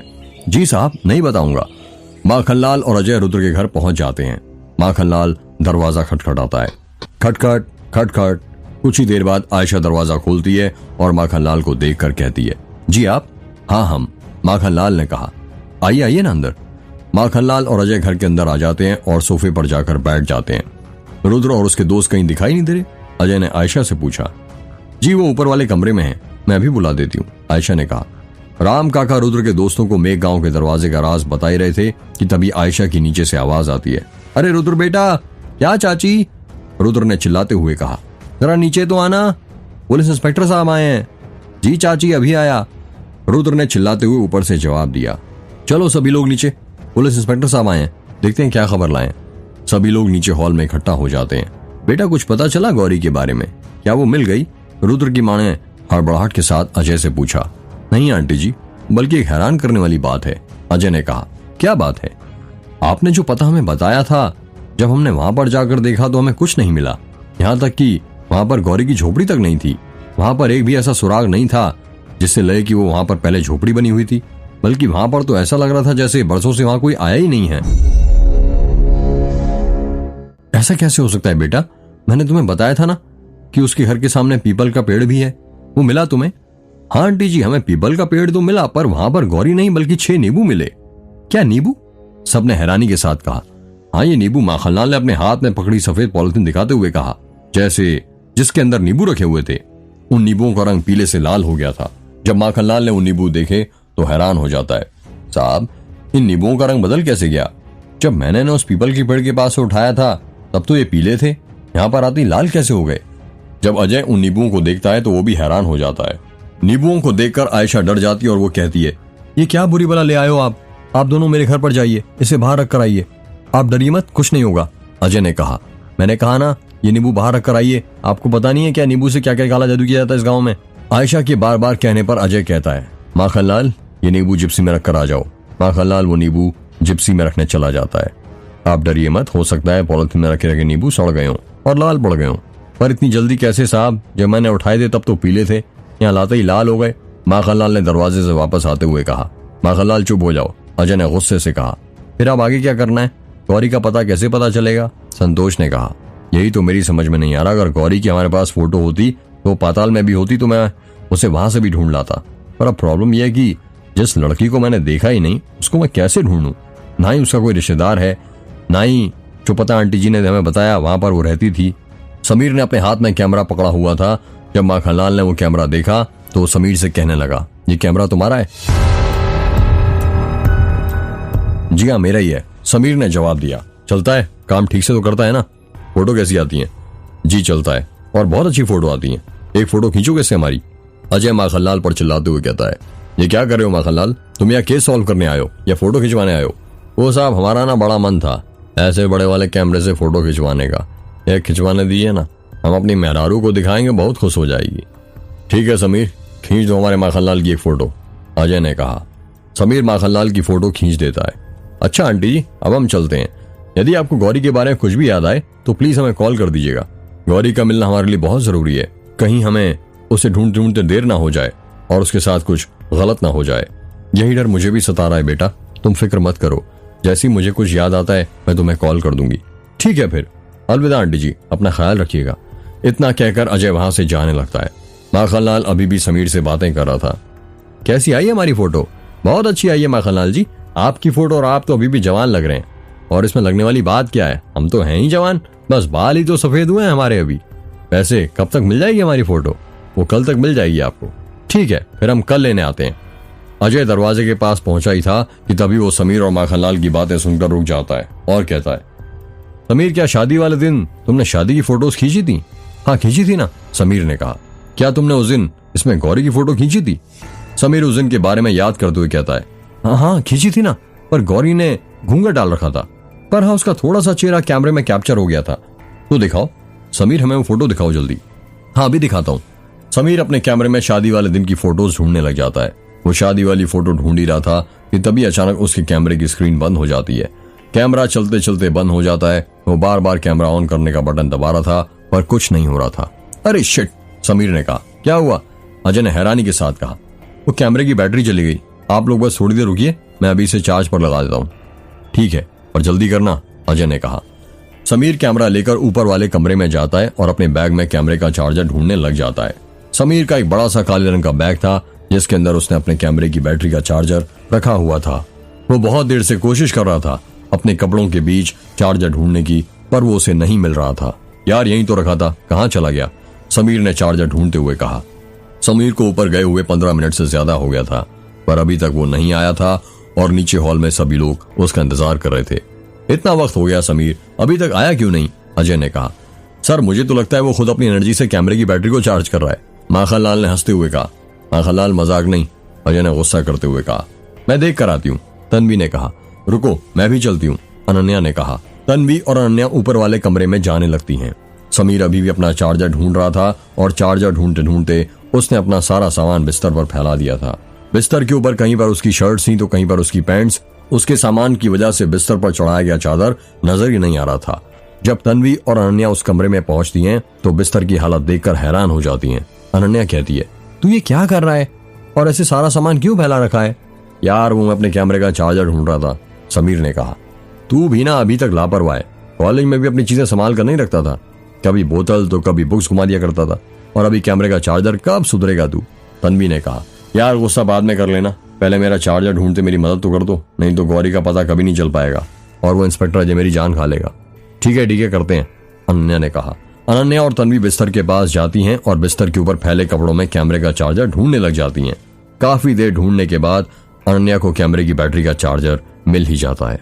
वो चार्जर समीर को देते हुए कहती है, ये ले तेरा चार्जर, आखिर मुझे मिल ही गया, अब जल्दी से लगा इसे चार्जिंग पर, नीचे सब इंतजार कर रहे हैं गौरी की फोटो देखने का। हाँ बाबा, भी लगाता हूँ। समीर चार्जर पकड़ता है और कैमरे में से बैटरी निकालकर उसे चार्ज पर लगा देता है और कहता है, चलो अब नीचे। हाँ चल, अनन्या ने कहा। वो तीनों कमरे से बाहर जाने लगते हैं। तभी तन्वी कहती है, समीर तुम बिना एक नंबर के बेवकूफ हो, बैटरी चार्जिंग पर तो लगाई पर प्लग ऑन करना तो भूल ही गए। इतना कहकर तन्वी चार्जर का बटन ऑन करने लग जाती है।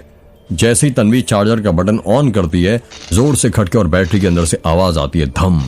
खटके और बैटरी के अंदर से चिंगारी निकलने लगती है। वो आवाज सुनकर घर के सारे लोग ऊपर वाले कमरे में आ जाते हैं। क्या हुआ? संतोष ने कहा। यह आवाज कैसी थी? अजय ने कहा। सब ठीक तो है? रुद्र ने कहा। वो मैंने जैसे ही चार्जर का बटन ऑन किया तो शॉर्ट सर्किट हुआ और बैटरी जल गई, तन्वी ने रुंधी आवाज में कहा। बैटरी और उसका चार्जर दोनों जल चुके थे, ये कैसे हो गया? अभी अभी तो नई वायरिंग करवाई थी पूरी हवेली में मैंने, संतोष ने कहा। हो सकता है कोई तार सही से कनेक्ट ना हुआ हो, उसकी वजह से हो गया हो, अर्जुन ने कहा। अब क्या, गौरी की फोटो हम नहीं देख पाएंगे, माखनलाल ने कहा। जब तक कैमरे में नई बैटरी नहीं लगती हम फोटो नहीं देख पाएंगे, समीर ने कहा। तो बस हम कल तक का इंतजार कर लेते हैं, कल मैं गोंदिया से नई बैटरी खरीद कर ले आऊंगा, रुद्र ने कहा। यह ठीक है, समीर ने कहा। ठीक है, फिर हम दोनों कल आते हैं, अजय ने कहा। सब लोग नीचे वाले कमरे में जाने लगते हैं। अजय और माखनलाल वहां से चलने जाते हैं। रात के 11 बज रहे थे और अनन्या हवेली की छत पर आती है और देखती है अर्जुन चुपचाप छत पर बैठा हुआ था। वो उसके पास जाती है और उसके कंधों पर हाथ रखते हुए कहती है, क्या सोच रहे हो लेखक साहब? अचानक अनन्या की आवाज सुनकर अर्जुन घबरा जाता है और कहता है, अरे अनन्या तुम? कुछ नहीं, बस ऐसे ही बैठा हुआ था। कुछ तो सोच रहे हो अर्जुन, बताओ ना क्या? मैंने कहा था ना कि गौरी की पहेली अभी और उलझेगी, देखो उलझ गई। जंगल में पीपल के पेड़ के पास 6 नींबू मिलना, रुद्र के घर में 6 लोग होना, एक हैरान करने वाली बात है। और तुमने खुद देखा ना, गौरी की फोटो उस कैमरे में हम देखने ही वाले थे और अचानक बैटरी का जल जाना। तुम्हें कुछ अजीब नहीं लगता? हाँ अर्जुन, कुछ अजीब तो मुझे भी लग रहा है। बस भगवान से मेरी दुआ है कि गौरी जल्दी मिल जाए। होगी तो मिलेगी ना, अर्जुन ने धीरे से कहा। क्या कहा तुमने?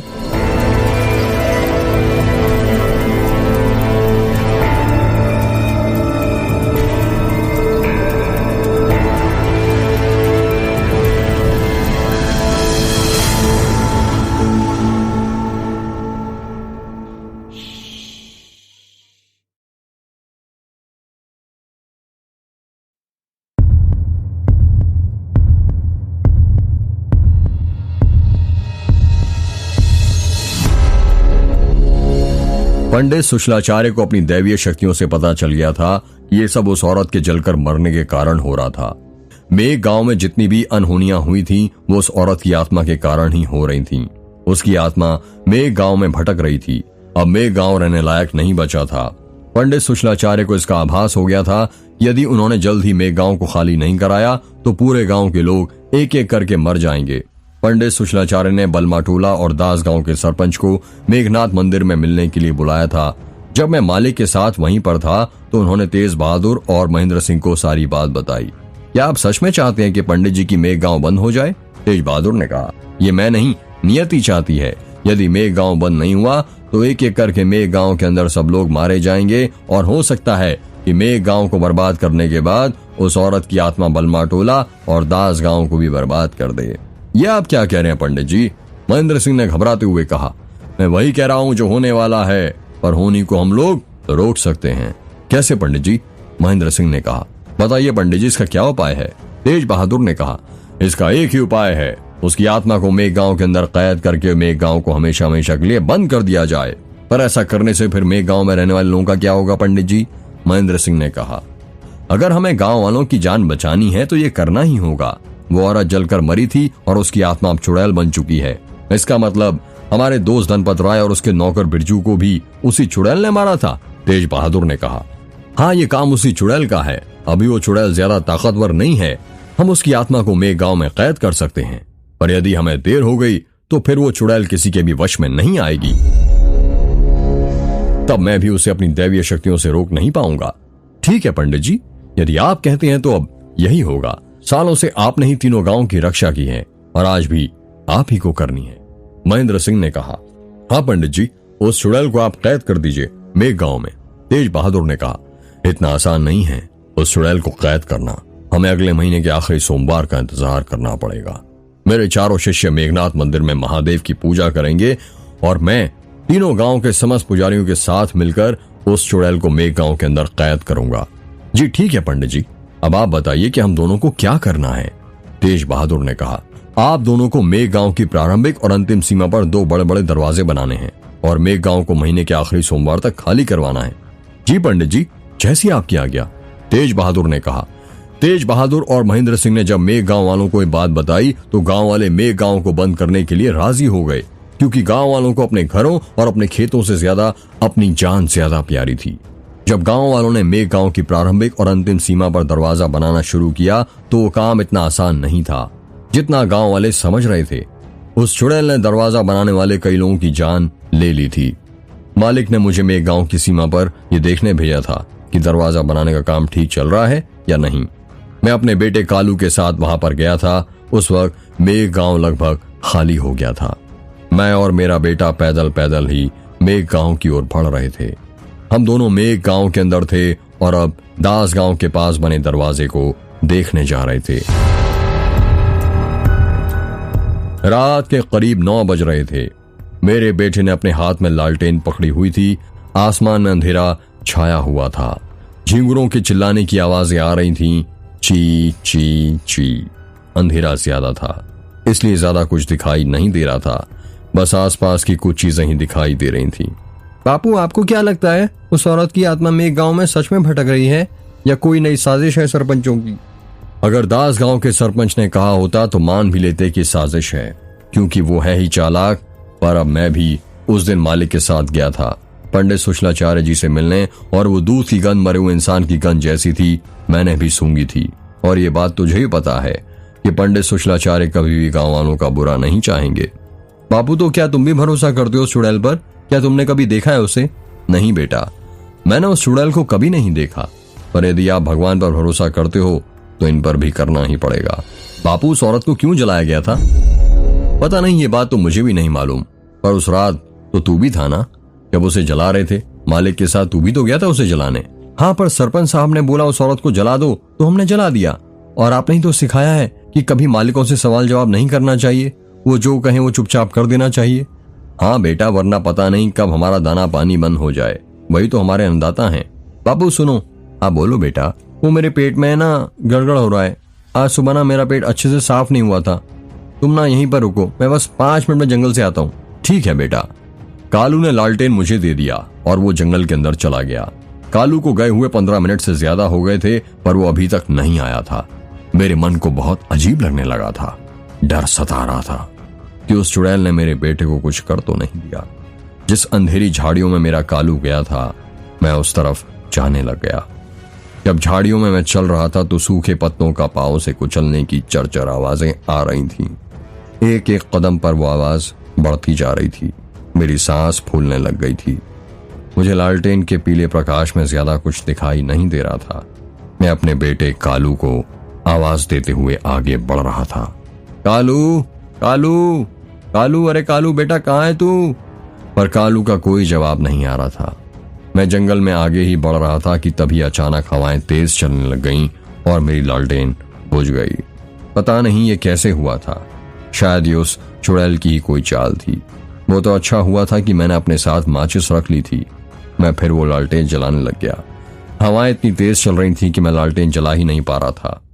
और मैं जब भी कोई माचिस की तीली जलाता, सर आवाज करते हुए हवा का झोंका आता और उस माचिस की तीली को बुझा देता। कड़ी मशक्कत करने के बाद मैंने लालटेन जला ही ली। यदि वो लालटेन नहीं जलती तो बेहतर होता, क्योंकि लालटेन के उजाले ने मेरी जिंदगी में हमेशा हमेशा के लिए अंधेरा कर दिया था। जब लालटेन जली और मैंने सामने देखा तो मेरे बेटे की लाश थी। वो जमीन पर मरा हुआ पड़ा था। उसके शरीर पर एक भी घाव नहीं था। मेरे तो समझ नहीं आ रहा था कि वो मरा कब, कैसे, और मैंने उसकी आंखों में देखा तो मैं समझ गया कि वो कैसे मरा। उसकी आंखें खुली की खुली थी और वो लाल पड़ गई थी। मैं समझ गया था उसने उस चुड़ैल को देखा और वो मर गया। उस दिन मैंने अपना जान से भी प्यारा बेटा खो दिया। जिस रात का सब इंतजार कर रहे थे वो आ गई थी।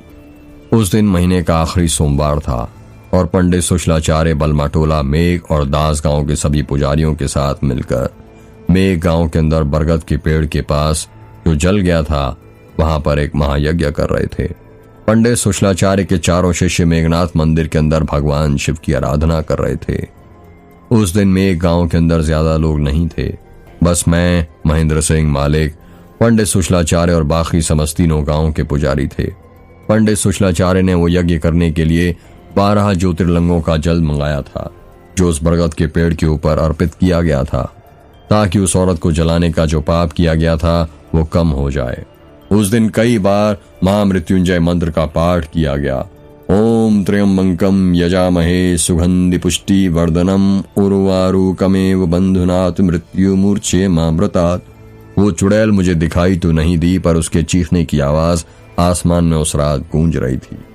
आज भी उसकी आवाजें मेरे कानों में गूंजती हैं। वो कह रही थी, छोड़ दे पंडित, मुझे मत कैद कर मुझे इस गांव में। यदि मैं छूट गई तो फिर सबको बर्बाद कर दूंगी, किसी को भी जिंदा नहीं छोड़ूंगी और तुझे तो तड़पा तड़पा कर मारूंगी।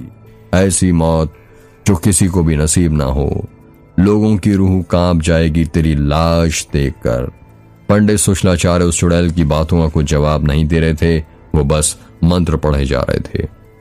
मेघ गांव की सीमा जहां पर प्रारंभ होती है और जहां पर समाप्त होती है, वहां पर 2 बड़े बड़े लकड़ी के दरवाजे बना दिए गए थे। उन दरवाजों पर मंत्र लिखकर कई ताबीज बांधे गए। किसी ने रुद्राक्ष की माला बांधी तो किसी ने कलावा तो किसी ने माता रानी की लाल रंग की चुनर। जो पुजारी जिस भगवान के उपासक थे, उन भगवान के मंत्र पढ़कर मेघ गांव को हमेशा के लिए बंद कर दिया गया। मेघ गांव के बंद होने के साथ ही वो औरत की आत्मा भी उसी गांव में कैद हो गई। मेघ गांव के कुछ लोग आसपास के गांव बलमाटोला और दास गांव में रहने के लिए चले गए, तो कुछ लोग शहर चले गए। मेघ गांव पूरी तरह से खाली हो चुका था। मेघ गांव का स्कूल, मेघ गांव का अस्पताल सब बंद हो गया था। अब बलमाटोला गांव से जब भी किसी को दास गांव या गोंदिया जाना रहता तो पहाड़ी वाले रास्ते से 40 किलोमीटर घूम कर जाता था। कहते हैं यदि किसी भी व्यक्ति ने वो दरवाजे फिर खोल दिए तो उस औरत की आत्मा बाहर आ जाएगी और फिर सबको मार देगी। पंडित सुशलाचार्य ने उस औरत की आत्मा को मेघ गांव में तो कैद किया था, पर मेघ गांव के अंदर किस जगह पर कैद किया था ये किसी को नहीं बताया था। कहते हैं कि ये राज उन्होंने राज ही रखा। वो नहीं चाहते थे किसी को भी पता चले कि उसकी आत्मा गांव के अंदर कहां पर कैद है। गांव वालों का मानना था कि सारी गलती तीनों सरपंचों की थी। ना ही वो उस औरत को बेवजह जलाते, ना ही मेघ गांव को उसका श्राप लगता। आज भी उस औरत की जलने के वक्त की चीखें मेघ गांव में गूंजती हैं। अक्सर रात के वक्त जब कोई दूसरे गांव का व्यक्ति उस दरवाजे के पास से पहाड़ी पर चढ़ने के लिए मुड़ता है तो कहते हैं उस औरत की आवाजें सुनाई देती हैं। वो कहती हैं, खोल मुझे खोल, दरवाजा खोल। कई लोगों ने तो उस दरवाजे के पास उसकी पायल और चूड़ियों की बजने की आवाजें भी सुनी थी।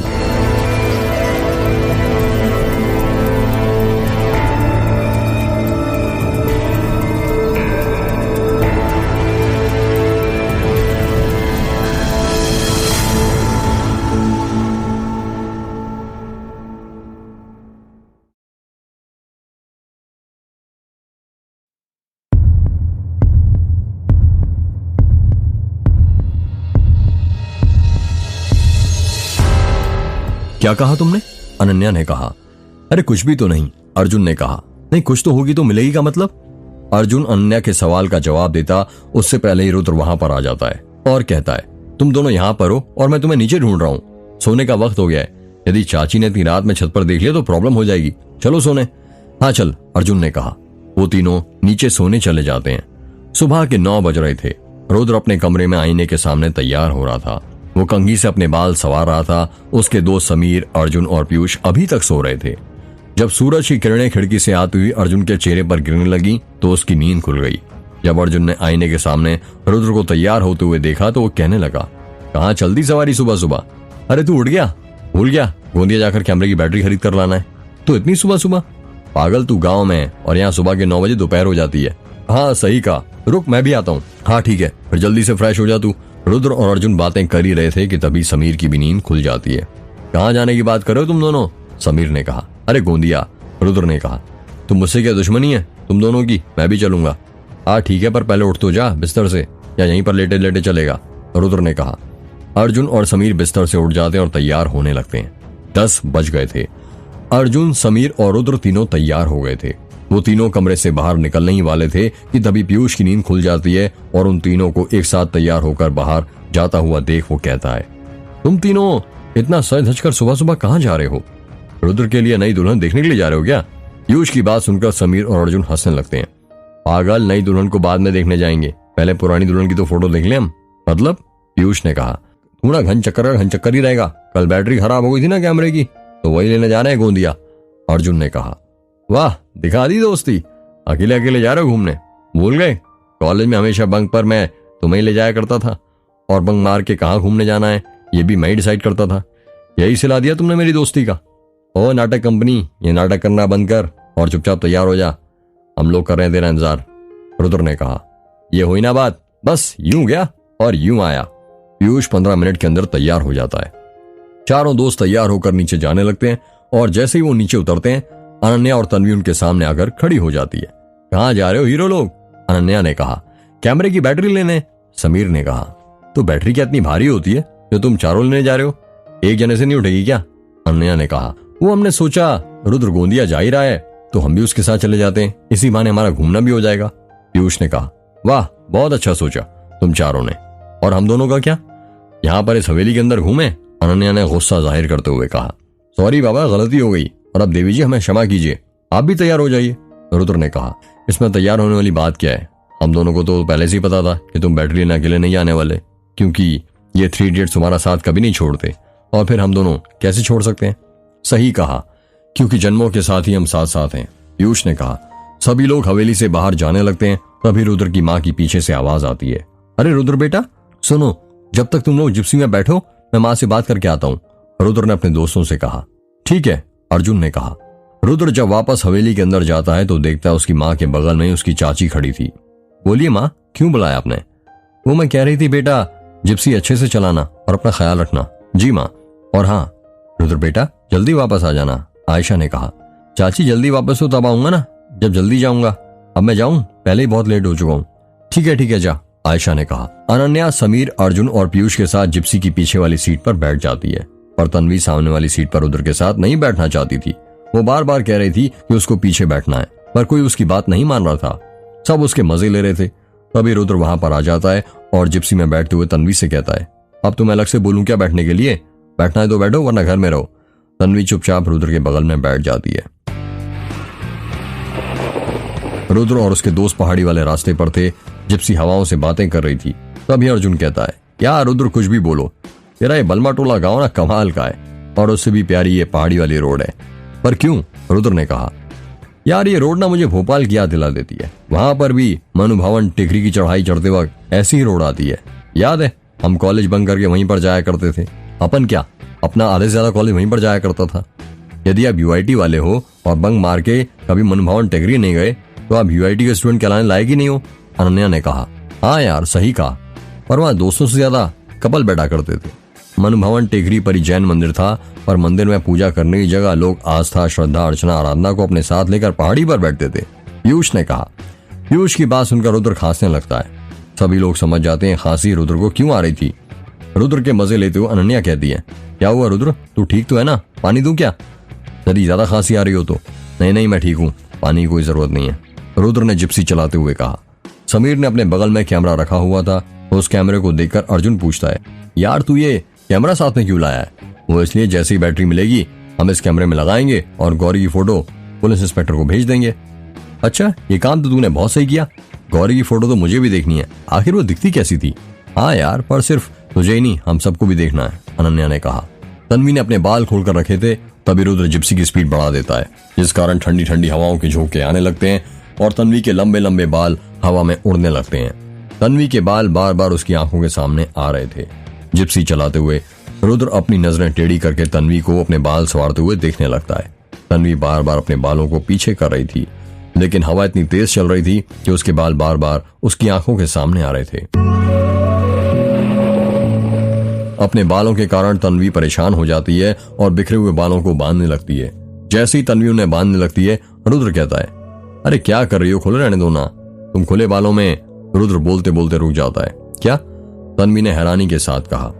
कुछ नहीं, इतना कहकर रुद्र वापस सामने देखने लगता है और जिप्सी चलाने लगता है। तन्वी अपने बालों का जूड़ा बांध लेती है। कुछ ही पल बाद जिप्सी चलाते चलाते रुद्र अपने कॉलेज की यादों में खो जाता है। उसको याद आता है वो पल जब वो घंटों तन्वी के साथ मनु भवन टेकरी पर बैठा रहता है। वो अपने रूम से कॉलेज जाने के लिए तो निकलता था, पर क्लास में बैठने की जगह तन्वी के साथ मनु भवन टेकरी पर बैठा रहता था, जहां से पूरा भोपाल दिखता था। छोटे छोटे घर और पहाड़ियों के बीचों बीच बसा हुआ भोपाल। मनु भवन टेकरी से भोपाल का रात का नजारा तो अलग ही देखने लायक होता था। लोग दूर दूर से वो नजारा देखने आते थे। रुद्र और तन्वी मनु भवन टेकरी की ऊंचाई पर एक बड़ी सी चट्टान पर पांव नीचे करके बैठे हुए थे और बातें कर रहे थे। शाम के 5 बज रहे थे। ठंडी ठंडी हवाएं चल रही थीं और तन्वी ने अपने बाल खोल कर रखे थे। रुद्र, तुम्हें ऊंचाई से डर नहीं लगता क्या? मैं ऊंचाई से क्यों डरूं? इससे ऊंचा तुम्हारा प्यार है, रुद्र ने प्यार से कहा। अच्छा, और यदि तुम ऊंचाई से मैं गिर गई तो? तुम्हारे गिरने से पहले ही मैं इस चट्टान को अपनी प्यार की ऊंचाई में गिरा दूंगा। और फिर भी यदि तुम गिर गई तो तुम्हारे गिरते वक्त तुम्हें अपनी बाहों में इस कदर भर लूंगा कि चट्टान भी हमारी प्यार की गहराई में डूब जाएगी। रुद्र और तन्वी बातें ही कर रहे थे कि तभी तेज हवाएं चलने लगती हैं और तन्वी के बाल हवा में उड़ने लगते हैं। और अपने बालों को उड़ता देख तन्वी अपने बालों का जूड़ा बांध लेती है। हाँ तो बोलो, क्या बोल रहे थे तुम रुद्र? वो मैं बोल रहा था कि रुद्र बातें करते करते अपने हाथ तन्वी के जूड़े के पास ले जाता है और धीरे से उसका जूड़ा खोलने लगता है। जब तन्वी को एहसास होता है कि रुद्र उसका जूड़ा खोल रहा है तो वो कहती है, अरे क्या कर रहे हो? रुद्र तन्वी का जूड़ा खोल देता है और कहता है, वो मैं बोल रहा था कि तन्वी तुम बाल मत बांधा करो, तुम खुले बालों में और ज्यादा खूबसूरत लगती हो। अच्छा? तन्वी ने एक प्यारी सी मुस्कान के साथ जवाब दिया, तुम्हारी जुल्फों में उंगलियां गुथने का मन करता है, तुम्हारी जुल्फों में गजरा लगाने का मन करता है, तुम्हारी जुल्फों में खो जाने का मन करता है, तुम्हारी जुल्फों में सो जाने का मन करता है। बस यही मन करता है रुद्र, और कुछ मन नहीं करता तुम्हारा? तन्वी ने शरारत भरे अंदाज में कहा। तुम्हारे पैरों में पायल पहनाने का मन करता है, तुम्हारे हाथों में कंगन पहनाने का मन करता है, तुम्हारी कमर में कमरबंद पहनाने का मन करता है, तुम्हारी उंगलियों को पकड़कर चलने का मन करता है। तन्वी की सांसें ऊपर नीचे तेज से चलने लगती हैं, उसका दिल धक धक बजने लगता है। तन्वी धीरे से कहती है, और क्या मन करता है रुद्र? तुम्हारे कानों में बाली पहनाने का मन करता है, तुम्हारी नाक में नथनी पहनाने का मन करता है। और क्या मन करता है रुद्र? बोलो ना। रुद्र अपना हाथ तन्वी की मांग पर रखते हुए कहता है, तुम्हारी मांग में सिंदूर भरने का मन करता है। रुद्र अपनी उंगलियां तन्वी की आंखों तक ले जाते हुए कहता है, तुम्हारी इन झील से गहरी आंखों में डूबने का मन करता है। रुद्र धीरे धीरे अपनी उंगलियां तन्वी की आंखों से उसके लबों तक ले जाकर कहता है, तुम्हारे लबों को। रुद्र बोलते बोलते रुक जाता है। तन्वी की सांसें और तेज ऊपर नीचे चलने लगती हैं और वो अपने दिल पर हाथ रखते हुए लंबी सांस लेकर कहती है, बोलो ना रुद्र, लबों को क्या? रुद्र अपनी उंगलियां तन्वी के लबों पर फेरते हुए कहता है, तुम्हारे लबों को चूमने का मन करता है।